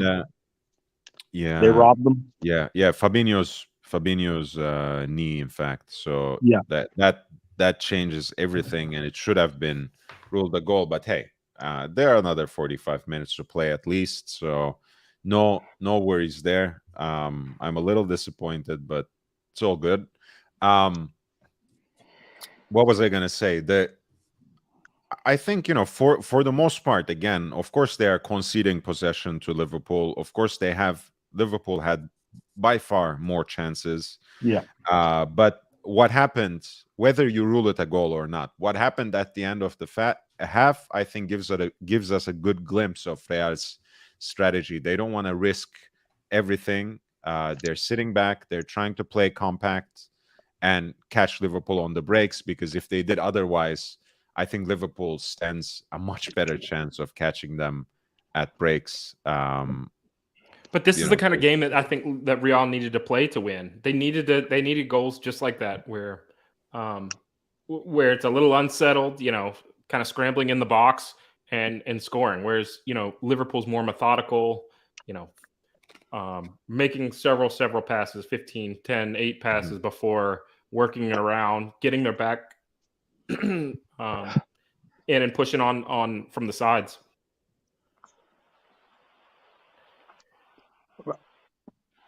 No. Also, Real Madrid are the older teams, so they don't want to play at a fast pace. They want to play the game at a pace, what suits them. Where they, even if they don't have the ball, they still feel like they're in control. They're a very experienced team, so they're not gonna panic. They're not gonna be, out of position. Well, they also know that Liverpool are so much more dangerous if they get behind lines rather than playing in front of the line. Yeah. Liverpool haven't really shown their capabilities like City or Barcelona of yesteryear had in terms of like breaking down teams when they're in front of the line. But if they can get behind the line, they'll tear you to shreds. Yeah. And Real Madrid they've only gotten behind Real Madrid's backline twice, which is really, really important. If they get it there 5-6 times in a game, they will score. They will score. But that backside of Liverpool is so solid, though. I mean, when you've got Van Dijk and you've got. That's what I'm talking about, the counter attacking. They don't want to get caught out in the counter. So even if they send man forward, they're still going to have a good number of men back. Guys, to make sure that make room for Joe's sheep. Just so you know, he has arrived. And Junior Johnson, hello to you from California. Our greetings to Kentucky. You guys have some really good chicken. I heard it's fried too. Fried chicken. Yeah, we wear it well. Well, not just no. They also have They have Muhammad Ali too. That came from Kentucky. Yep. Louisville and Johnny Depp. Oh. Johnny Depp is from Kentucky. All right. That explains his poor choice in partners. He can pick them, can he? Apparently, it's pretty bad when so far the classiest woman you've picked so far is a lawyer. Right. No comment. So what do you see in the second half? We've got Liverpool that's so great on set pieces. They've only had maybe 1 or 2 set pieces. Yes. 1 or 2 corners and maybe a couple of free kicks, but really not much as far as that goes. But on a team that scores like 1 out of 15 times from the corner, they're just not getting those spots. And I kind of credit that to Real's defense here and really just kind of taking a conservative approach. Yeah, they're not taking their chances. They're not trying to concede corners. If they're conceding any free kicks, you have seen, especially Carvajal has brought down a number of players quite far from their goal, right? And yeah, look, this is one thing that I will say. Earlier we were trashing American fans, but when an American fan understands a sport like JB, they have a very analytical view. He can cite you, how many of their goals they score from a corner. Yeah, 1 in 15. That you don't normally hear Europeans talk about that type of stuff, to be honest. Well, yeah, I mean, Americans really have a very analytical approach to a lot of their sports. So the statistical mindset certainly is a great resource here. Well, I think, look, I expect them to start the second half the way they started the first half. I think they'll try to find all out. Yeah, they'll try to fancy their chances at least in the first 10, 15 minutes, and it might settle into a lull again if they fail to score. But they have rattled Real quite a bit in the first 15, 20 minutes of the game, and I expect something similar, but perhaps they will have more clear chances. I mean, again, whether you consider that a goal or not, that was the closest either team came to the goal at at the end of the first half. But before that, all the half chances and near misses were Liverpool, so it's still their half. It's still a good goalkeeping with Liverpool, or Real Madrid. One thing that's interesting statistically, especially in the Champions League this season, is Real Madrid, I think, will be happier right now at 0-0, because in the second half of games, they've scored more goals in this competition this year than any other team, especially very late in the game. And Liverpool normally score the bulk of their goals in the first half. So this will be an interesting one, statistically. That's the way that I kind of saw it going as well, is like maybe a goal or two up for Liverpool and then Real Madrid coming back.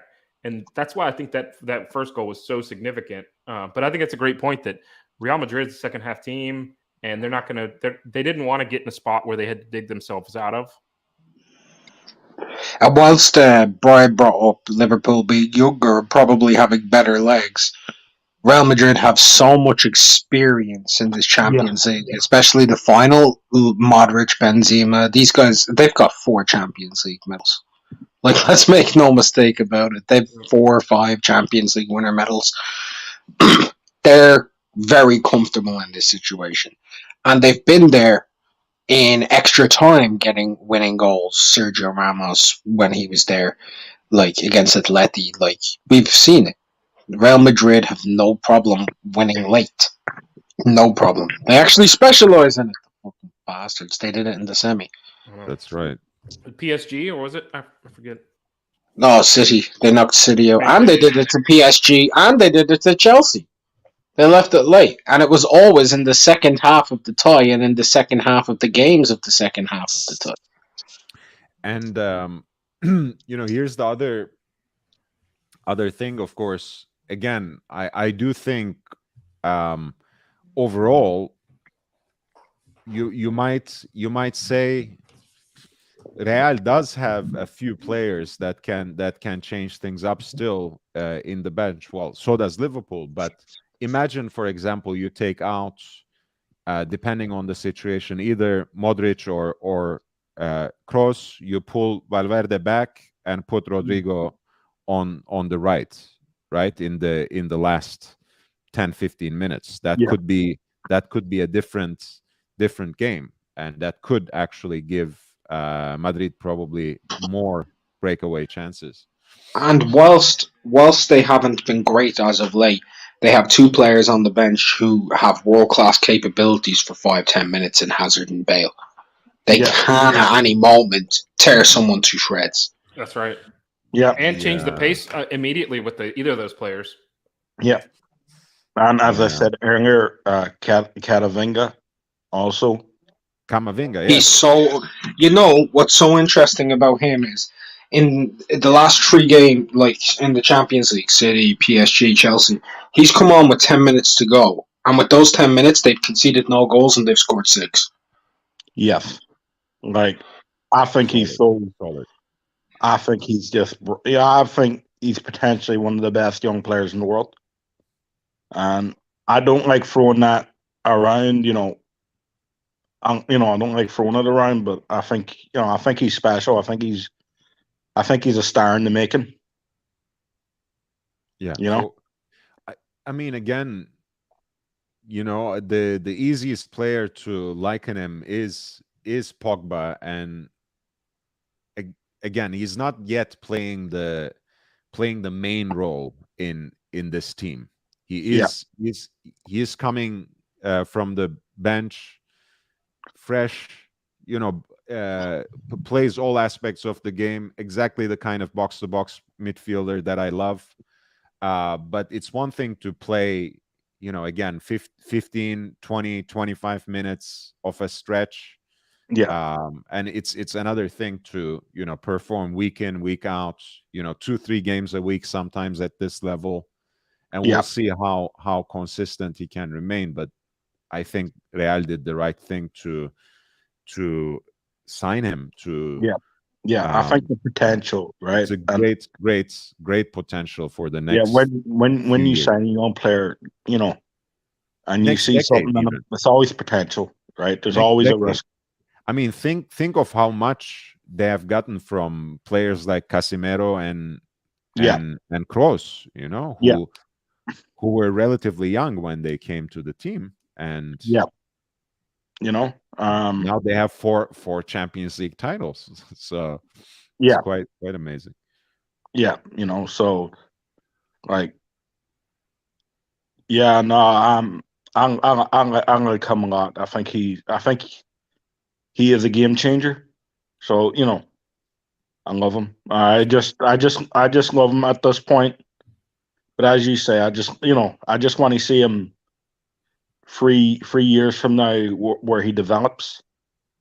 Will he be the number one guy, or how will he fit in with someone like Chiellini, who they're going to try to build a new midfield over the next number of years? Started, by the way. The thing that I want to say is, at the end of the day, at the end of the year, you have a World Cup, and France, as you know, has incredible depth.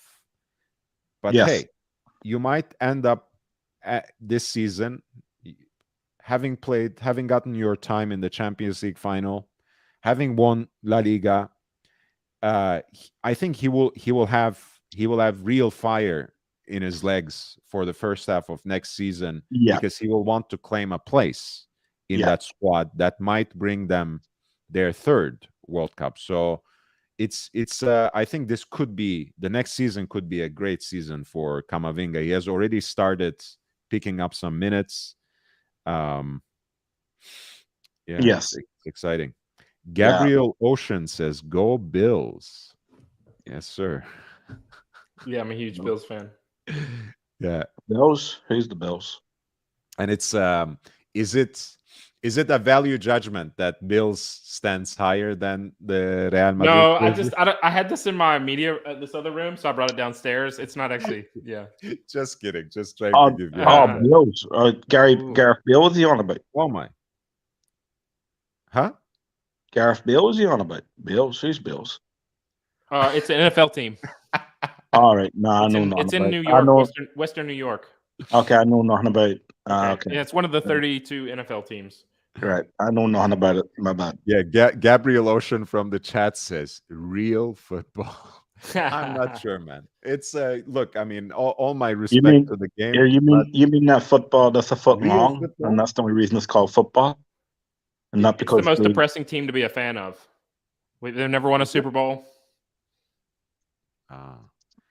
Only team in New York. That's not even true. No, they've got I said it's in Western New York. They've got. Yeah. Well, I guess it is if the Jets and the Giants play in New Jersey. Oh, that's true. Technically, they are New York teams, but they play in Jersey, right? In the Meadowlands, yep. All right, Vinny. Benzema passes it back. Vinny again on the left field. Kroos. Madrid is strong. Carvajal's a liability. No.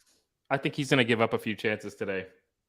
He already has in a way, but they just that's experience, though, right? They just need to find a replacement in long term. But he has, he has come through them on so many occasions. Look, I mean And Miliato is another one I don't know how healthy he is, but he's one that can get himself out of space and overcompensate. Who'd you say? The other defender. Oh, Milito. Sada. Yeah. Militao, yes. You guys are better at these names than. Yeah, Milito. Yeah, Milito. Yeah, he often Mane passes it to Luis Diaz. Here we go. Last minute intervention there by. Yeah. Oh, Casemiro is brought down by Trent Arnold, and that is a foul. I think Milito. Lord, what number are you on? What's the timestamp? Are you at 49 minutes? I'm 49 minutes, exactly. 45 49 seconds. Exactly. Oh, okay. You are 45 seconds ahead then, Brian. Yeah. And how about you, JB? What's your? I'm 49-12 right now. I'm close to you because I can tell by your reactions. Okay. Yeah. Yeah. More or less. I'm like 2-3 seconds behind you, JB. Yeah. I'm guessing since this is the app, there's a good chance that I'm even a little more delayed than the TV itself. You are probably watching it on CBS, JB, right? YouTube TV, but I paused it a few times just when you would say like throw in so that I could kind of get in sync with you. Yeah, I can't pause it here, so I wish I could. Meaning Valverde, Modric. No bookings in the first half either, right? That's right. Yeah, it's been a clean game. It's not been a dirty, No. Only Carvajal who is trying to make up, of course, for. Yeah. Yeah. It's okay. It's okay. That's not. No. Throws the ball forward.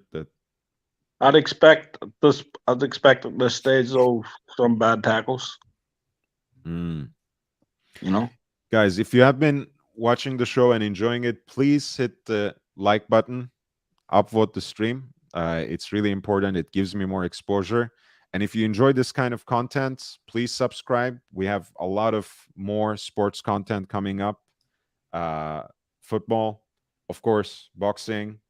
And this is a mainly watch-oriented channel. But hey, we have room for everyone here. So subscribe and hit the bell. Lots of live streams like this on a daily basis. Yeah. Fabinho, center of the field. Luis Diaz, Fabinho. I was expecting Liverpool to come out guns blazing, but it's been a much more even-keeled start to the second half than I expected. Yeah.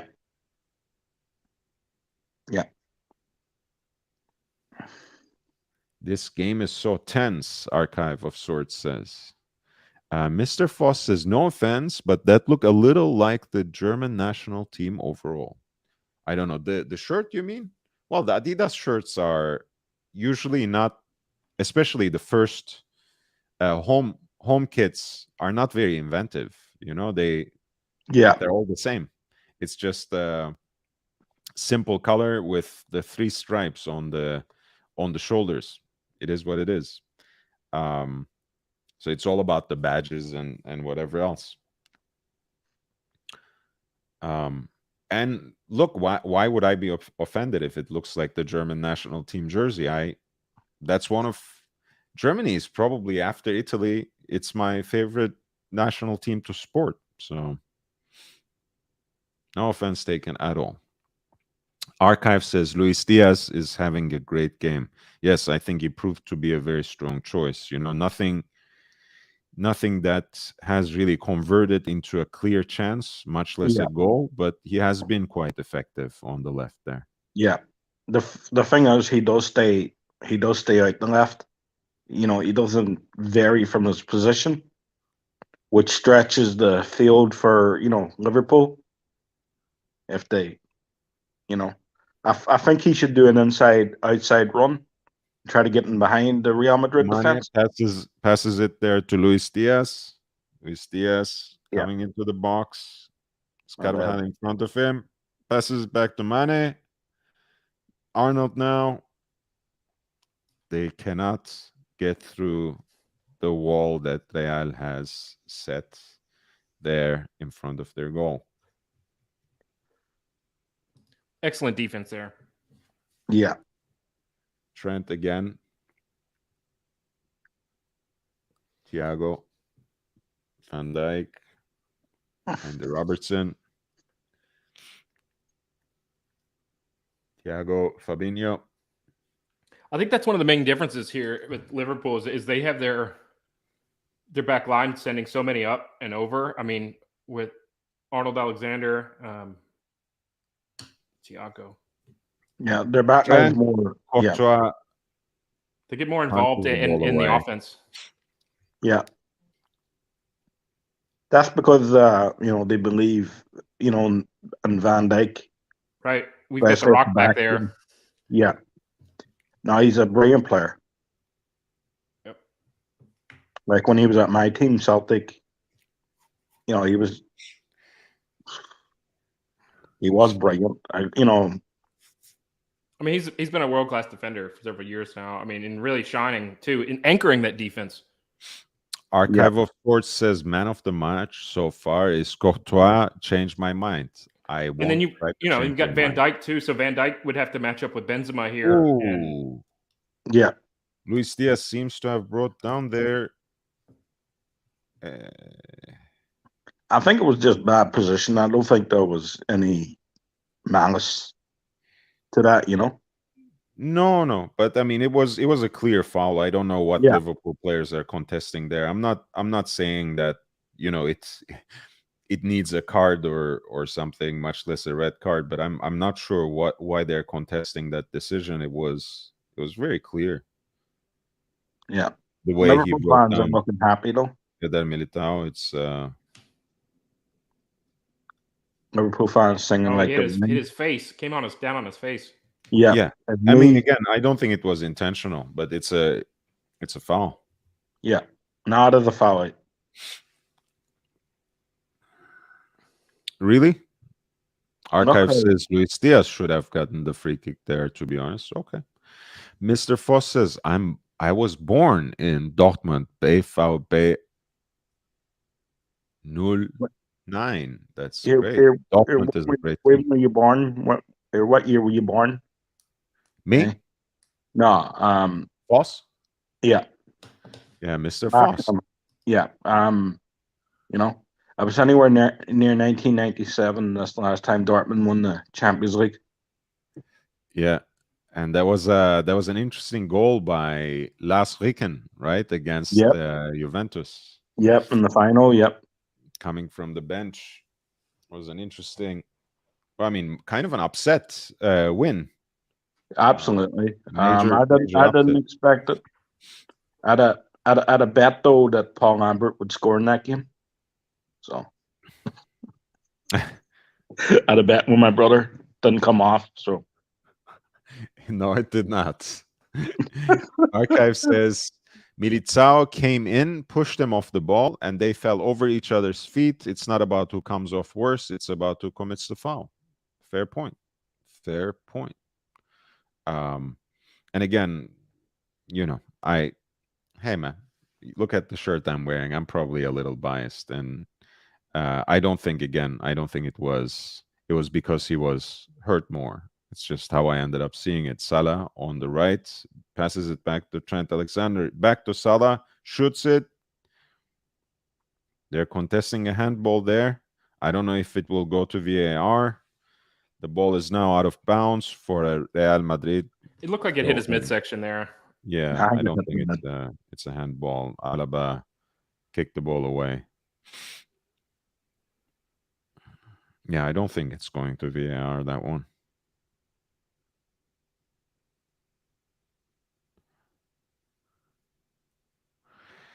Mr. Foss says they had the Norwegian prodigy Haaland, but he is he's off to Manchester City now. Yeah. Carvajal. I'm not reading the chat. He might be tricking me. Casimiro, Valverde. Oh, nice. Barging in from the right. Vinicius, and that's a goal. That is a goal. What did I tell you about Trent awareness? That counts. Hey, man. Yeah, he got caught out of position there, and that was a beautiful breakaway. And Vinicius found himself basically staring at the goal. Yeah. For me, yeah, that's Trent's main weakness is balls in the back post. Sometimes he doesn't see the runner in behind him. Yep. He gets checked out and doesn't see. Yeah. Look right here. Well, and it's funny because he actually looked there. So how he looked there directly and didn't see is puzzling to me. But hey, that's something I've been saying about Trent, for a very long time. I think they were scared there that Benzema was going to take it and do a quick move, and Benzema smartly let that go through because he had it right at his feet. Great goal, guys! If you have enjoyed that goal, please hit the like button. If you are feeling in despair, trust me, Liverpool can still score. So hit the like button anyways.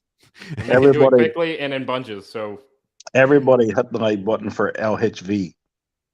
Hey, everyone, man, thank you, please. Thank you. And again, for more content, for more live streams where we have this sort of sports talk, watch talk, general banter, please subscribe and hit the bell as well.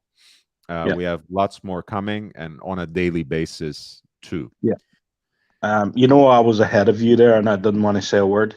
I was surprised about that. That was awesome. No, Brian is too kind.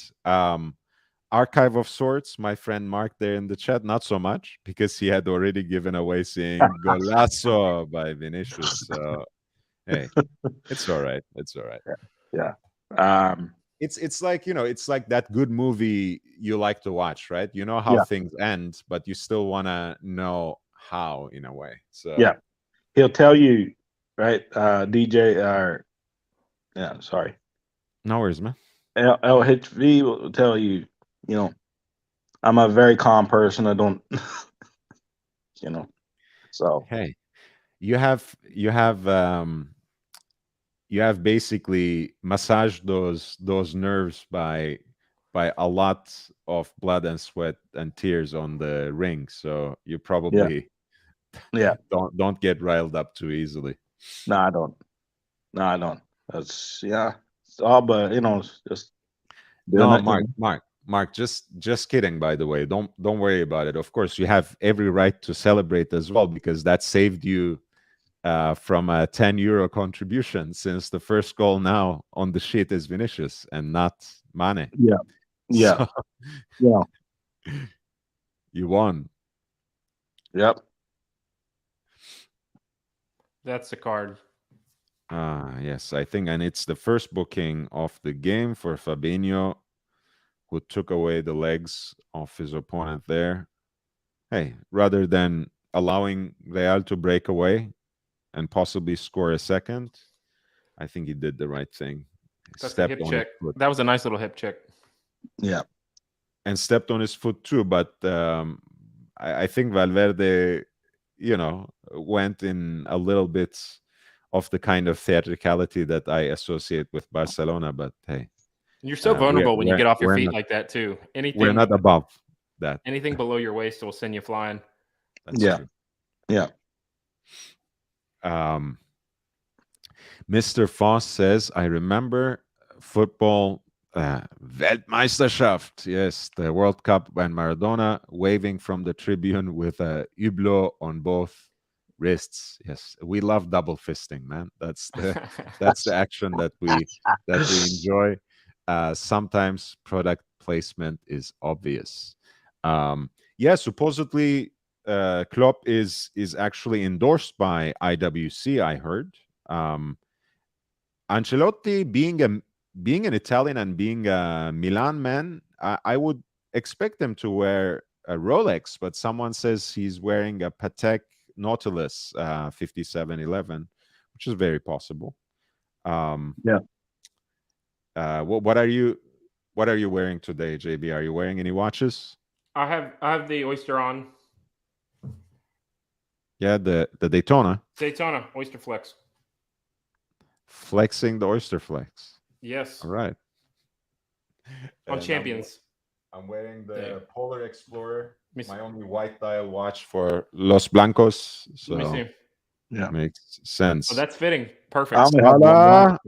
I only have one again, watch. great save from Courtois. Man, Yeah. Courtois deserves all the plaudits so far. That's a throw in. Yeah. Oh my God. I only have one watch, and it's That was a goal. I mean, incredible save there. Yeah. What do you call him? Casayo or Casio. Yeah. Casio? Yeah. So Good. It gets the job done. It's a G-Shock or something. I don't have a clue. I'll tell you the truth. It cost me what, 140 Calculator? bucks. Calculator, maybe? No. No. Old It's school. it looks like a proper watch. Cost me 140 bucks. It's somewhere in my drawer. It's about what you need and what you prefer, man. It's all good. All good. Vinny brought Salah down there, so Liverpool does get a free kick from Diego. a relatively threatening position, and Jota is coming in for Luis Diaz. All right. So he'll probably slot into that central position in the forward trio of Liverpool, and maybe Mane will switch to the left flank. We'll see. Thank you for your contribution, Archive of Sorts, through PayPal. I really do appreciate it. And Archive says, Brian, come to Dublin. I'll get you a Longines. That's very, very kind. And Longines makes great watches at that level. It would be a good addition on top of the Casio. So here we go. Salah back there to Henderson. Now Mane on the left flank. Carvajal comes to counter him, lobs it in, headed away by Real there. Lobs the ball back into the box. Easy save for Courtois there again. You don't see Real Madrid, with free runners, they've always got one or two people back, and usually one person right in front of the goal. They're not giving them any space once they get on that third of the field. That's true. Hey. Cool. Let me see. Give me a sec. Nice. So that's the only watch I have there. Copy. Mr. Foss says Hublot owns football, Rolex is tennis, golf, and F1. I think F1. It's a lot of different stuff actually. I know Bremont endorses Williams. I know IWC endorses Mercedes. Hublot also, I think, gives a lot of watches to boxers too. You know, I've seen them collaborating with WBC, which is one of the big sanctioning organizations. Right. They also are in with several athletes. Like they've got a couple of versions of the Big Bang. The Dwayne Wade, Big Bang. Oh, Jota brought down Eder Militao there, but I think that's ruled a corner. And you see a lot of Richard Mille advertisements on a lot of those Formula One. That's true. That's true. On the actual cards. And they used to have a few drivers, you know, wearing their watches, Richard Mille. And speaking of that, Watch Talk, I think, scared away a lot of our viewers, unfortunately. So let's go back to the game. We have a corner here. Casemiro conceded the corner, and as JB reminded us earlier, Liverpool can be quite lethal from set pieces, especially corners. Anderson is now getting ready to take the corner from the left, whips it in. Konate couldn't secure that header. Fabinho, cleared away by the Real defense there. Yeah, Courtois been with Salah in the box. Salah. Henderson crosses it. Salah. Oh my God. Yeah, Courtois been once again ended up yeah. where he should exactly be. It's incredible, this guy. Yeah. Right. Archive of Sorts says, go on, Brian. And Courtois MVP. That's unreal with another great save. Absolutely, man. Yeah. Absolutely. Yeah. All right. So Trent Alexander-Arnold now passes it to Salah and moves in himself. Salah taking on two players there. Salah does a 1-2 with Mane, but Carvajal picks up the ball there. Again, Carvajal on the right flank facing Anderson. Sorry, Robertson. What am I talking about? Somehow combined Henderson and Robertson there, but indulge me. That's Henderson. Trent Alexander-Arnold whips it in with this cross pass, but that's not really finding any Liverpool players in the box. Meatball says Formula One, Ferrari, McLaren, and Alpine drivers all support Richard Mills. Incredible save. Incredible save. Incredible, right? Archive of Sorts says, is Courtois having the game of his life tonight? It might well be. I've seen him have great games before, This might be the biggest game of his, this is probably the biggest game of his life, so. Yeah. I'm not surprised I'm not surprised. I've been a fan of Courtois for a while, So. Me too. Me too. And again, it's he hasn't. The last time Real won, it was Keylor Navas still in the goal, right? Oh, yeah. Was that a foul? No. The referee waves it off. Once again, Liverpool is in charge with Anderson, Fabinho, Mane slid all the way to the right this time. Salah is in center, and Jota is on the left. As you see, it's a very modular attacking trio there. They do change their spots, unlike leopards. Archive says he's pushing himself. Courtois is pushing himself into contention for best goalkeeper in the world tonight. Yeah, I think all these names you counted, Archive, have a claim, in the top 10, whether you're talking about Alisson, Ederson, Neuer, even Mendy, De Gea, Courtois. Who else are we forgetting? Oblak. And Oblak probably. Yeah. He played for a more fashionable team. Vini again. No, that ended up in Alisson's hands quite easily. Trent Alexander. Yes, I remember Oblak. Sorry. Took a little bit. Thiago, Fabinho. Mark insists that he has Oblak number 1 personally. Can't really argue with that. He is a great goalkeeper. He's up there, definitely. If he played for a more fashionable team, sometimes that's what we have to think about as well. Players who are top players, they just are at the teams they're at. You're not going to challenge, But if you think of it 2 seasons ago, Trent might create a chance there for his team, but that's a throw in. Atletico Madrid he has been eating your ear off for 2 years about Oblak. Yeah. No, but if you think of it 2 years ago, I love the way Vinicius was taunting Trent there for a little bit. Cross. I'm not Trent's biggest fan now, defensively.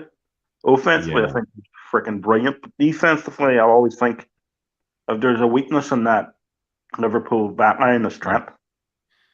All right, so that's Jota, Robertson, Thiago, Trent now entering the box with a nice pass there, but Casemiro gets in.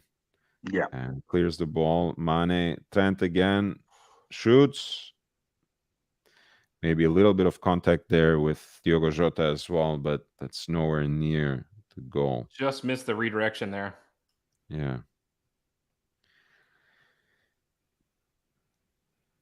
Man.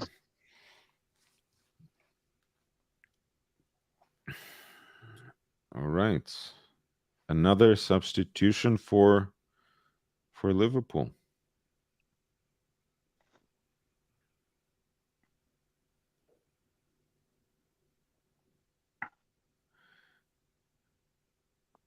Firmino is coming on. Who's coming off?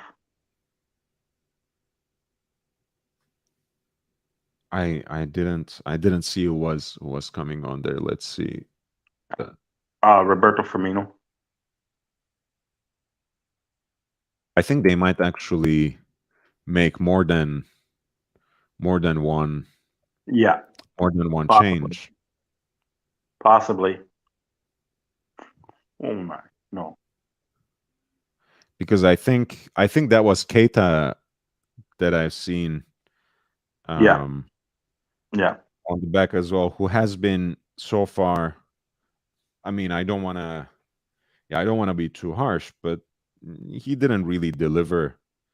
Let's say all the expectations that have been placed on him since his transfer from Leipzig. Yeah, I think he's a good player. It's just I don't think I think that's one of the signings that hasn't worked out for him. But you're going to see something here coming up soon. Hey, look, all right. Oh no, man, Casemiro, what did you do there? Yeah. Now Liverpool maybe on the break with Jota. Look, I mean, the fact that Naby Keita perhaps under-delivered rather than over-delivering with almost any other. Oh my God, that's a great breakaway. No, what happened there? Lord, can we get the time? What time are you at? 76:11. Am I too far behind? You're okay. Yeah, I just want to get to speak with you. Let's see. I'll just sometimes restarting the app helps a little. No, you're good. I just got out of sync with you. I'm with you now. Yeah, I'm at 70. I'm at 77, 13, 14, 15. Okay, yeah.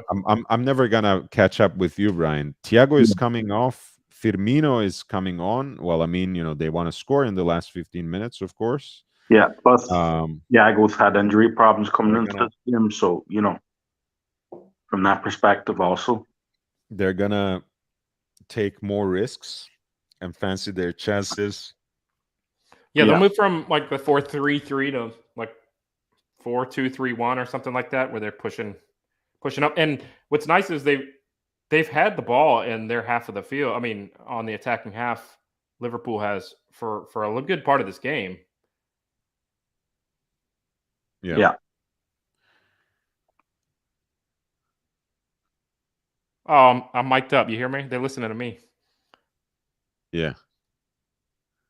Yeah. So Liverpool is spiraling, Meatball is saying. Well, it's not that bad, but they'll have to find a way of breaking through that wall that Real has set up so far.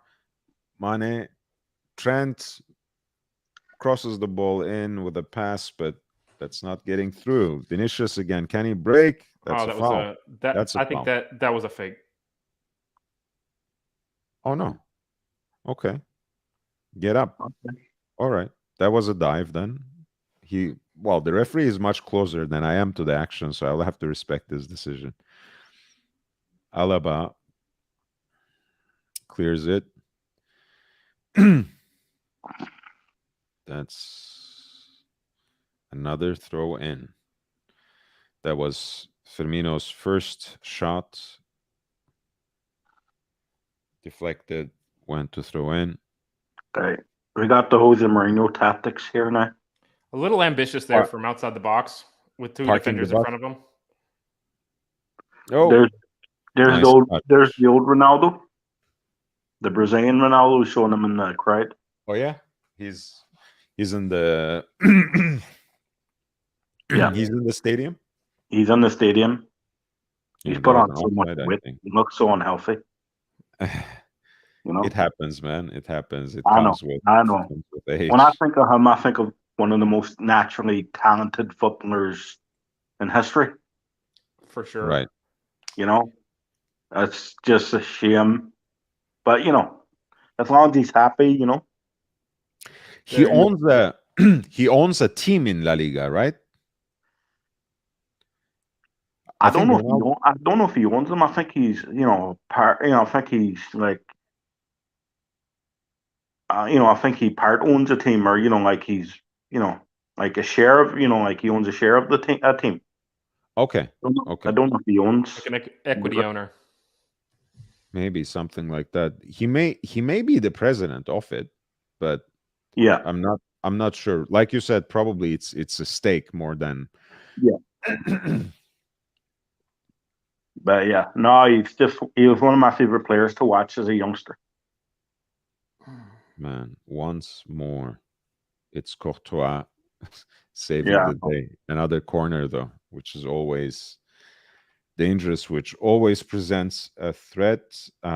Trent whips it in with a very pointed pass, actually, but Carvajal gets in between, and that is a Liverpool throw-in. Seriously? No way. There was no problem with that throw-in. No, I thought it was. What happened there? There was no reason to whistle that. Okay. I'm just getting confused. Meatball says, "What's with the Mr. T haircuts?" Well, I mean, that's the fashion now among a lot of athletes. That's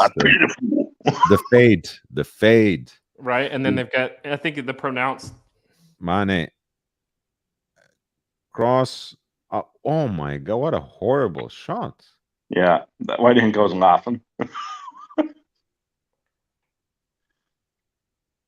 Horrible father, horrible way, you motherfucker! It's horrible. Oh my God! Did you see how far off it started? Who did Keita replace?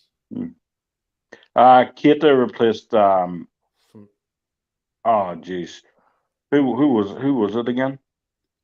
Firmino? I'm not sure. Okay, Thiago. So Keita and Firmino came on. Thiago and who came off? Luis Diaz. Luis Diaz. Oh, right. That's right. Yeah. No, Luis Diaz came off for Diego Jota. Oh, that's right. Yep, that was the first sub. Sorry. So, all right. Well, there's Salah in the box. Salah shoots it. Courtois, incredible save. Incredible save. Beautiful save, yeah. Man, I thought that was going in for a second, even after the deflection. Mo Salah got a step there and had, just him and the goalie and placed it really nicely. Another corner. And it's going to be Trent again whipping it in, this time from the left flank. Real clears it away. Hopefully I'm not losing my voice. Naby Keita, Salah, Konate. Counterattack opportunity. Yes, nice transition here. Vinicius passes it to Benzema. Carvajal. Vinicius couldn't get there before. Yeah. Well, was that Carvajal? No, that was Valverde. Sorry, on the right. Yeah. Can we just say, for the chance he created, Salah, when he took that ball down, what a beautiful first touch. For sure. Yeah. And he's amazing at that. He can catch him from anywhere. There are even the ones that are going over his head, seemingly. He gets control of those. He's a master at that and putting the first step right where he needs it. Yeah. For me, most important thing for a footballer's first touch. For sure. And he did that just with the tip of his toe there. Yeah. Just corralled it. Beautifully, beautiful. I just thought I'd mention that because I've seen a few players do that today, and has been mentioned. My apologies, guys. I had to put in this cough drop, so if I'm sucking on something, that's what it is. No problem. Archive says, seriously, Courtois is playing one of the best games I've ever seen. It's a great goalkeeping performance. And I wouldn't say robbed him, but he definitely prevented 2 Salah goals. I mean, Mo Salah's. Yeah. And again, that Salah that Salah chance in the first half too, that he tipped. Yeah. And another one that he tipped to the diving punch there in the corner. I forget who Brazil played in the semi-final in 1994. The United States. I remember Taffarel in that semi-final, the World Cup, had a great game. The Brazilian goalkeeper. I remember he had an amazing game. I'm trying to remember as well. It doesn't come to me easily. Oh, jeez, I forget. Sweden, apparently. Yeah. I remember he had a great game in that semifinal. Kamavinga is on. Hey, Jimmy says, I agree, Archive. A brilliant game, yeah. How cool is Madrid?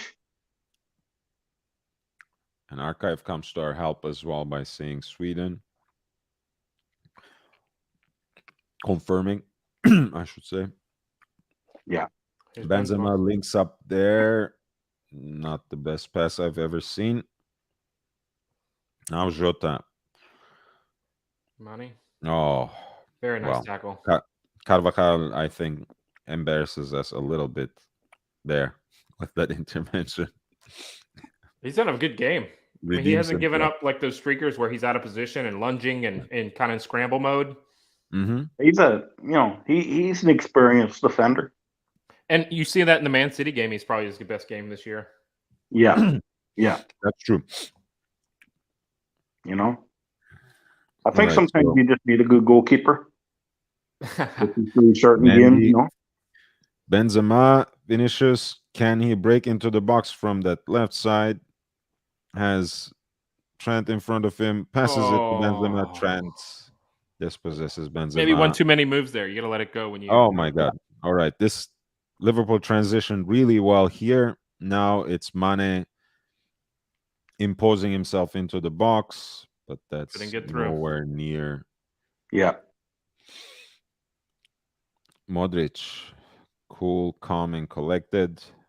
Modric again dictating the play from his midfield, but that's an offside, even though Vinicius catches the ball.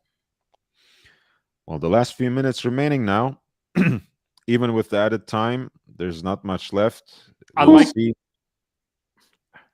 like that Real Madrid is continuing to push, that they're not turtling up and just playing a defensive game, that they're doing that. But they could, you saw that transition there. That was a quick counterattack there where they were already back in their third fairly quickly. But I do think staying on the attack. Here's a Liverpool corner. Let's see what they can get out of this and whether they will have to take any further risks in the last few minutes remaining. Yeah.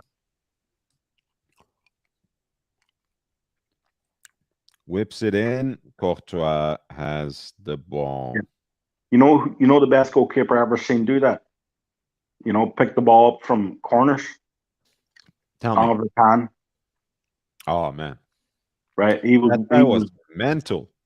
Yeah, right. You see on corner kicks, came out pretty much collected everything, And by the way, look at that professionality of Courtois. I don't think he was hurt there at all. But of course, he took advantage of that minimal contact there, and now he's not gonna get up for another minute.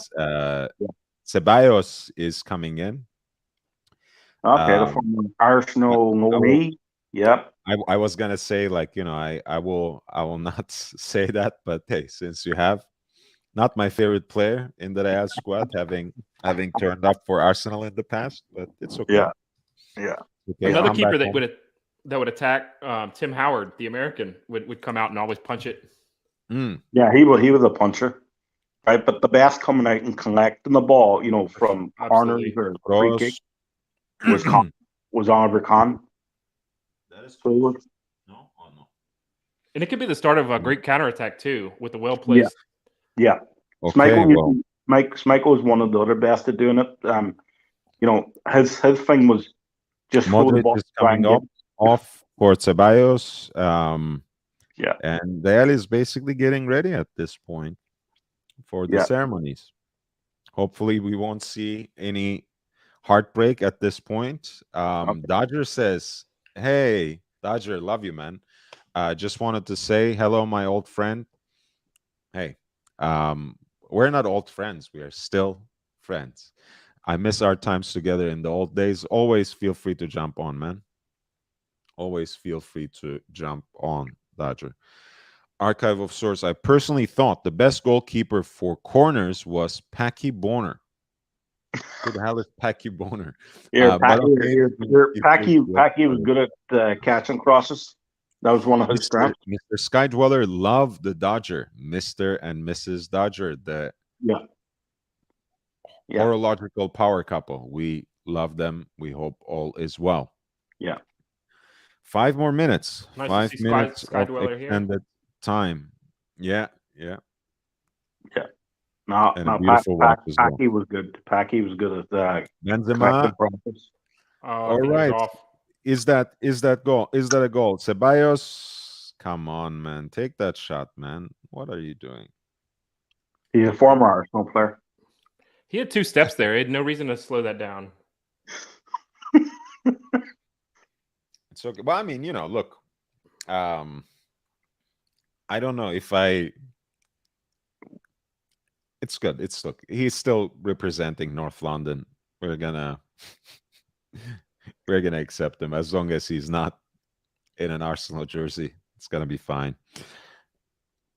Kroos is gonna take the corner.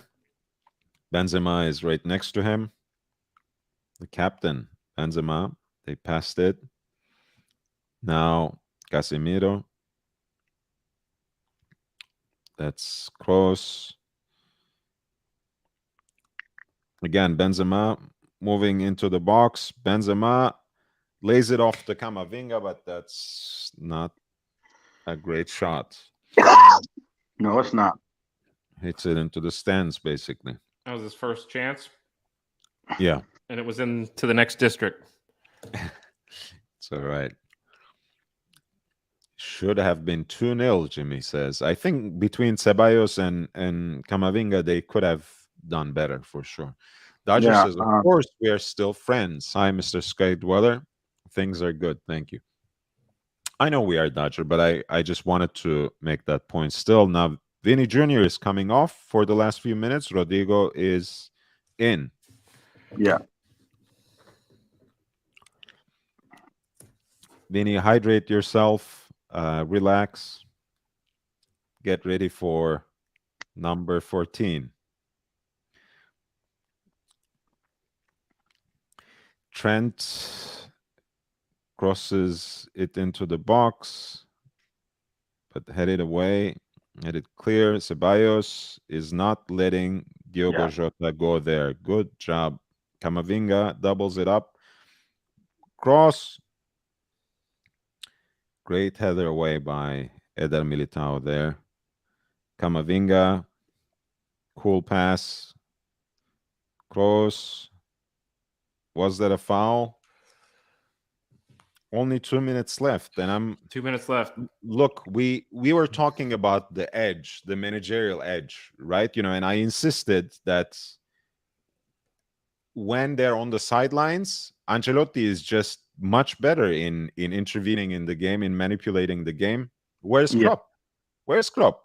Where are the substitutions? Rafa. Where are the? You see Rafael Nadal there. Yeah. he's a huge Real fan, even though I think he had an uncle who played for Barcelona at some point. But yeah, he himself is a Madridista. Oh, look at that. People are so stressed in the bench. Why, Marcelo? You know we won this many times. Jeez, Allison's taking a risk. I don't want to. Allison took a risk. They should. I mean, it's this is a Champions League, man. Yeah, nah, I know. I know these are the kinds of players who get these chances 1, 2, 3 times in their career, but hey, it still means a lot. So they should. Oh, you have to. Point, I'm just surprised that they are not taking more chances. In fact. Yeah. Archive of Sorts says, ladies and gentlemen, Thibaut Courtois. The keeper's probably come out right here. Hey, man, that's with that name. You're playing. You ought to play for Real Madrid, right? You know, you belong to that court. So, it's great fit. It's a keeper that all Real fans should be proud of, and I can't wait for him to finally have his Champions League medal around his neck. That was a foul. Yeah. Oh, and they flicks it into the crowd. Oh, it's done. It's done. That's it. We have 14 viewers for number 14. Hit the like button. Number 14. I've already hit the like button. I didn't want to say anything near the last couple of minutes or the last minute. This shirt got old 4 times over now, so I'm sorry. I might need to change it, but hey, Dodger says. I love it. Brexit is everyone's excuse, Dodger, these days in the watch community, especially. I blame Brexit for Liverpool's poor performance. Are they even part of Europe? That's another question. Oh, you mean Britain? Yeah.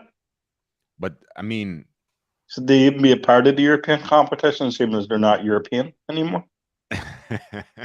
Well, thank God UEFA is not simply part of the European Union, right? Could have been. What a moment for Vinicius Jr. You know, he scored first Champions League final. Yeah, Brazilian goal. Your team wins. Yeah. You know. Hold on, Bud. Bud, have you ever said that same thing about Shakhtar Donetsk? No. They're not in the European Union. Well, I didn't know that. So, education and geography, my friend. Oh yeah, there you go.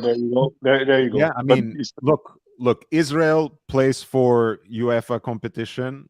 Israel is not part of the European Union. Azerbaijan plays for the European competition.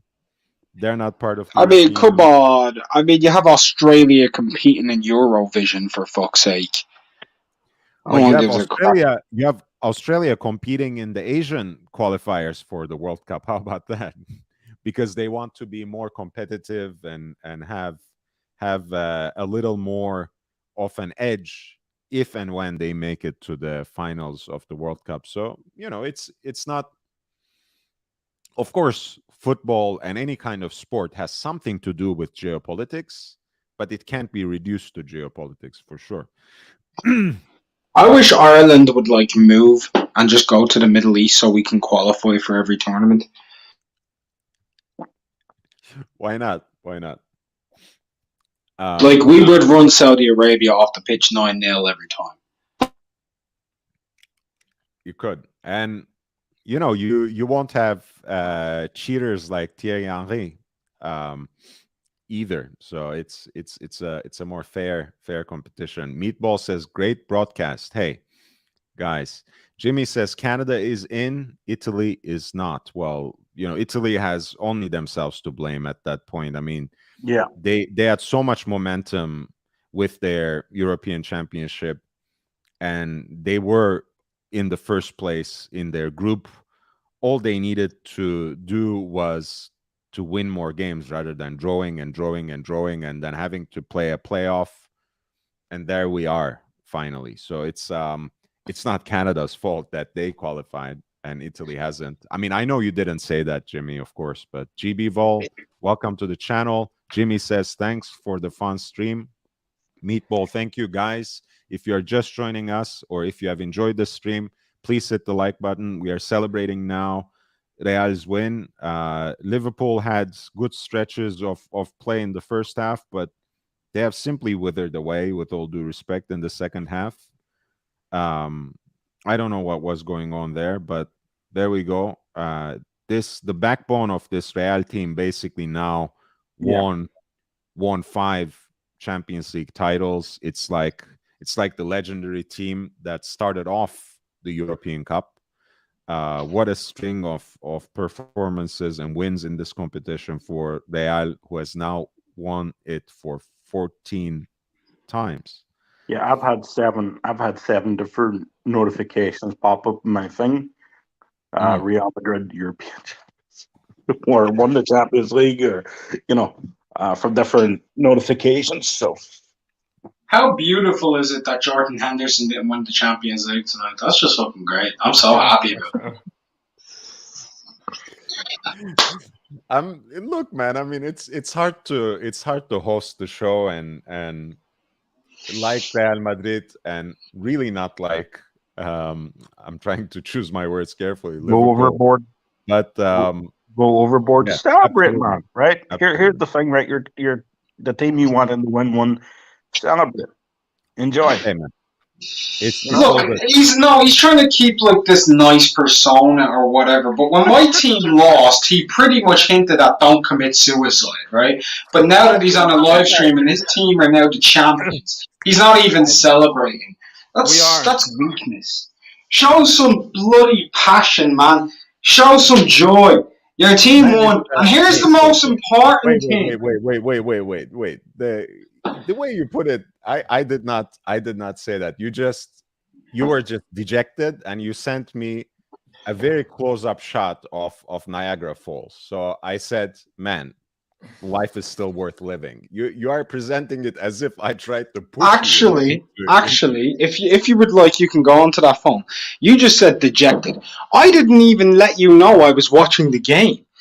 I was out at Niagara Falls. I said I'm busy and showed you why I'm busy. No, showed you why I'm busy. Sent the picture and you said, please don't jump in, man. That's it. Yeah, life is worth living.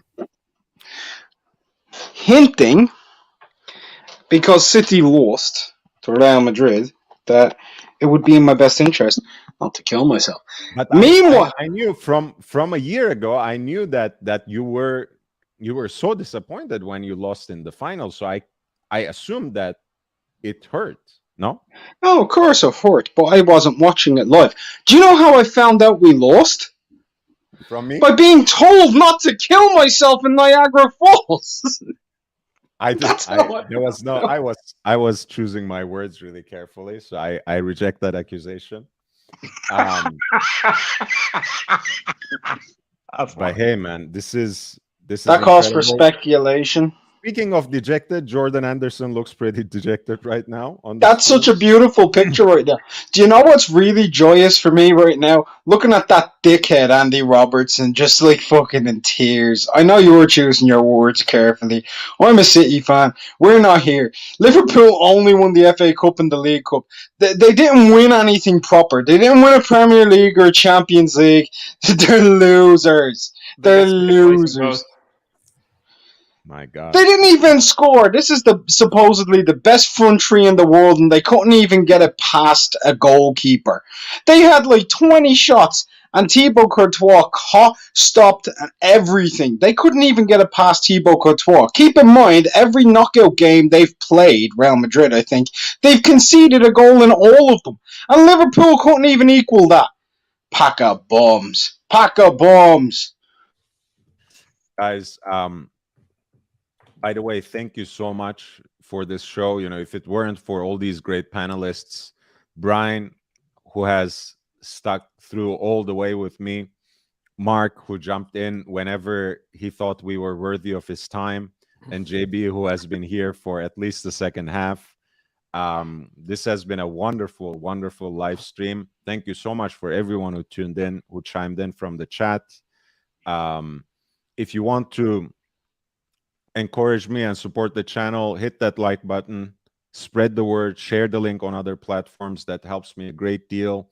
Having more people in the chat who chime in, who interject, who say things, helps me really with the show so much. Can I just say one thing? Of course. I wish I could see Jimmy Carragher right now. Oh, he's gonna he shows up in mine. Yeah, that would make my night. Because American TV has him, CBS has him, so it's gonna be Cara. Yeah. Shout out to Steven Gerrard. I hope you're having a great day, buddy. Hope so. Hope so. You know, don't slip. Yeah. Just don't slip again. Slippy G. Slippy G. What a legend. What a legend was. You know, probably gonna make the Premier League Hall of Fame without having won it a single time. You know, I actually really do want to say this. I'm sorry, but I do love the fact that all of us have won the same amount of Premier League winners' medals as Steven Gerrard. It kind of like lets us know that we're pretty good at football. Yeah, can I put it to you like this too? I'm just gonna embarrass him right now. Chris Sutton has a Premier League medal. Stevie G 0. Mate, Eric Jemba has more. Eric Jemba has more. Wes Brown and John O'Shea have won more. Quinton Fortune has more. Colin Hendry has fucking more. Bro, Martin D. Michele has more Premier League medals than Steven Gerrard. Scott Carson has more Premier League medals than Steven Gerrard. I'll go on all day with this. That's I remember when Leicester won. I remember this meme that was going around, you know, with Peter Schmeichel with Kaspar on his lap and with the Premier League trophy, and then Kaspar with his son and the Premier League trophy, and they were saying, like, you know, who would you like to bet if that kid wins a Premier League before Liverpool does? Unfortunately, we couldn't keep that energy going for more than 5 years. But hey, it was a nice stretch. Look, all I know is, Lord, right? No matter what happens in life, Steven Gerrard will never win more Premier League medals as a football player than you.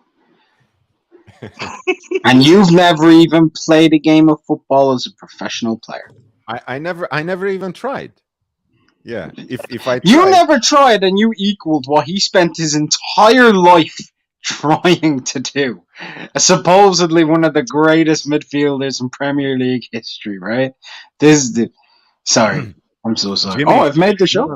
No, not sorry. Jimmy says, "Mark, dude, you have made the show." LOL, man, that's great, really. Anyway, all in good fun. And Eric Cantona, of course. I've seen this shirt saying, you know, what was it? I don't know where. I don't know if they still sell it, but 1966 was a great year for English football. Eric Cantona was born. So I want to get myself one of those shirts. Yeah. Thank God I wasn't on time. He's a legend, man. He's a Viking legend. Tell that to Kristen Pounds. Very entertaining. Hey, man. Some of these Irish guys might actually be entertaining. They're not boring anti-Semites like the one we know in the horological community. So, do you know what will make Brian laugh very much? Brian? Yeah. Jeff Kenna has more Premier League winners' medals than Steven Gerrard. Those make me. Jeff fucking Kenna, of all people. Oh man, Blackburn Rovers centre back. played for Ireland a couple of times. In all honesty, very underrated player. Very, very underrated defender. I think he holds a statistic for most amount of yellow cards in a Premier League game with 3. I don't know how he pulled that off, but Dennis Irwin has more medals, of course. Well, that's fair enough because Dennis Irwin is literally the most consistent left back in Premier League history. Like, we can't even knock that man. And right too. He used to play both. Whatever. Yeah, he was originally a right back, right? But then he played left back and centre back. He was brilliant. But the point of this whole thing is that Steven Gerrard doesn't have a Premier League medal. Liverpool just lost. His team, Aston Villa, were up 2-0, and in the last 5 minutes, they fell apart and Liverpool didn't win the league. It's all because of Steven Gerrard. Yeah. And as soon as he left Liverpool, they went on to become Premier League champions and win the Champions League again. Yeah. And it's all literally just, Steven, if you want Liverpool to be successful, you know what you should do. You should do what I didn't do in Niagara Falls. That's what you should do. The funny thing is also, like, he left Rangers and they played their first major European final in God knows, how long. 2000. What was it? 2008, I believe. Yep. So yeah, which is again interesting. Clearly he had a good start to his management career. Let's be fair a little bit. I will try to be fair at least. But it's funny that he, his team was more successful once he left than he was at the helm. So, Lord, I'm gonna sign off. Thanks for having me on. I enjoyed it. Hey, JB, and it's wonderful to have you. So glad to always. see Real Madrid take another one home. Thank you, and thank you again for your beautiful gift as well. I appreciate it. For sure. Thank you, JB. Yeah, I'm gonna go further. John Omi Mikel has more Premier League medals. I'm going to go a step further and just make everybody cry and shed a tear for Steven Gerrard. Eliaquim Mangala has more Premier League medals than Steven Gerrard and Xabi Alonso combined. Are you talking about that £50 million flop who won a Premier League? Brian, I'm talking about that Wilfred Boney has more Premier League winner medals than Steven Gerrard. All right, let's just call a spade a spade.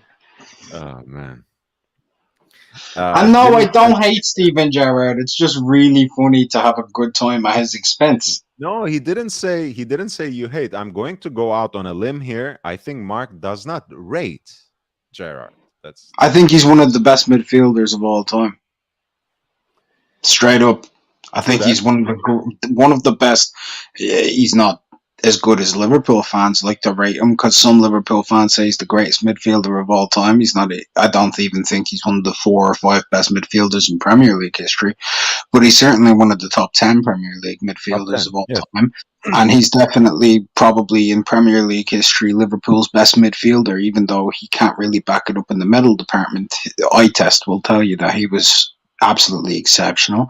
But at the same point, he is the greatest loser in Premier League history, and nobody can say otherwise. That's literally true. He is the greatest player for coming second in the league we've ever seen. Yeah, there is something to be said about that, and Mark has said it in about a dozen ways for us. I'll continue to go if you'll let me, because right now it's about mocking Liverpool so much. Okay, so let's do it like this. Uncle Jonga says I'd have Paul Scholes over him all day. Me too. 100%. So we will have Mark go on with this, but I'll say again, thank you. I'm going to shame him. I'm going to shame him 100% completely. Anderson has more Premier League.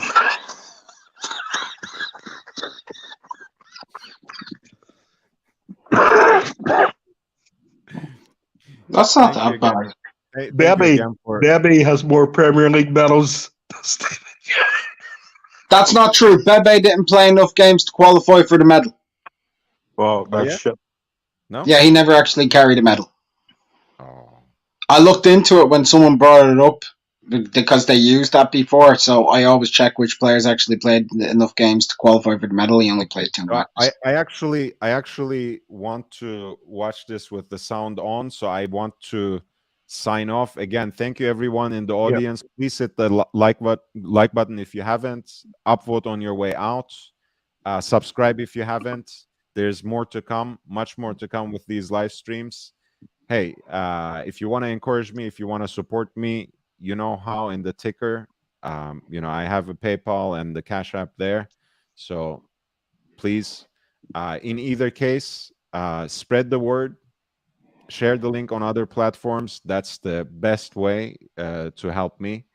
And hey, with that, I'll be signing off, but I will let Mark and Brian go on a little longer with the insults to Steven Gerrard. They're not insults, they're statistical facts. Okay. Yeah. Pablo Zabaleta in 2 years in the top 4 managed to win more Premier League medals than Steven Gerrard did in 20 years in the top 4.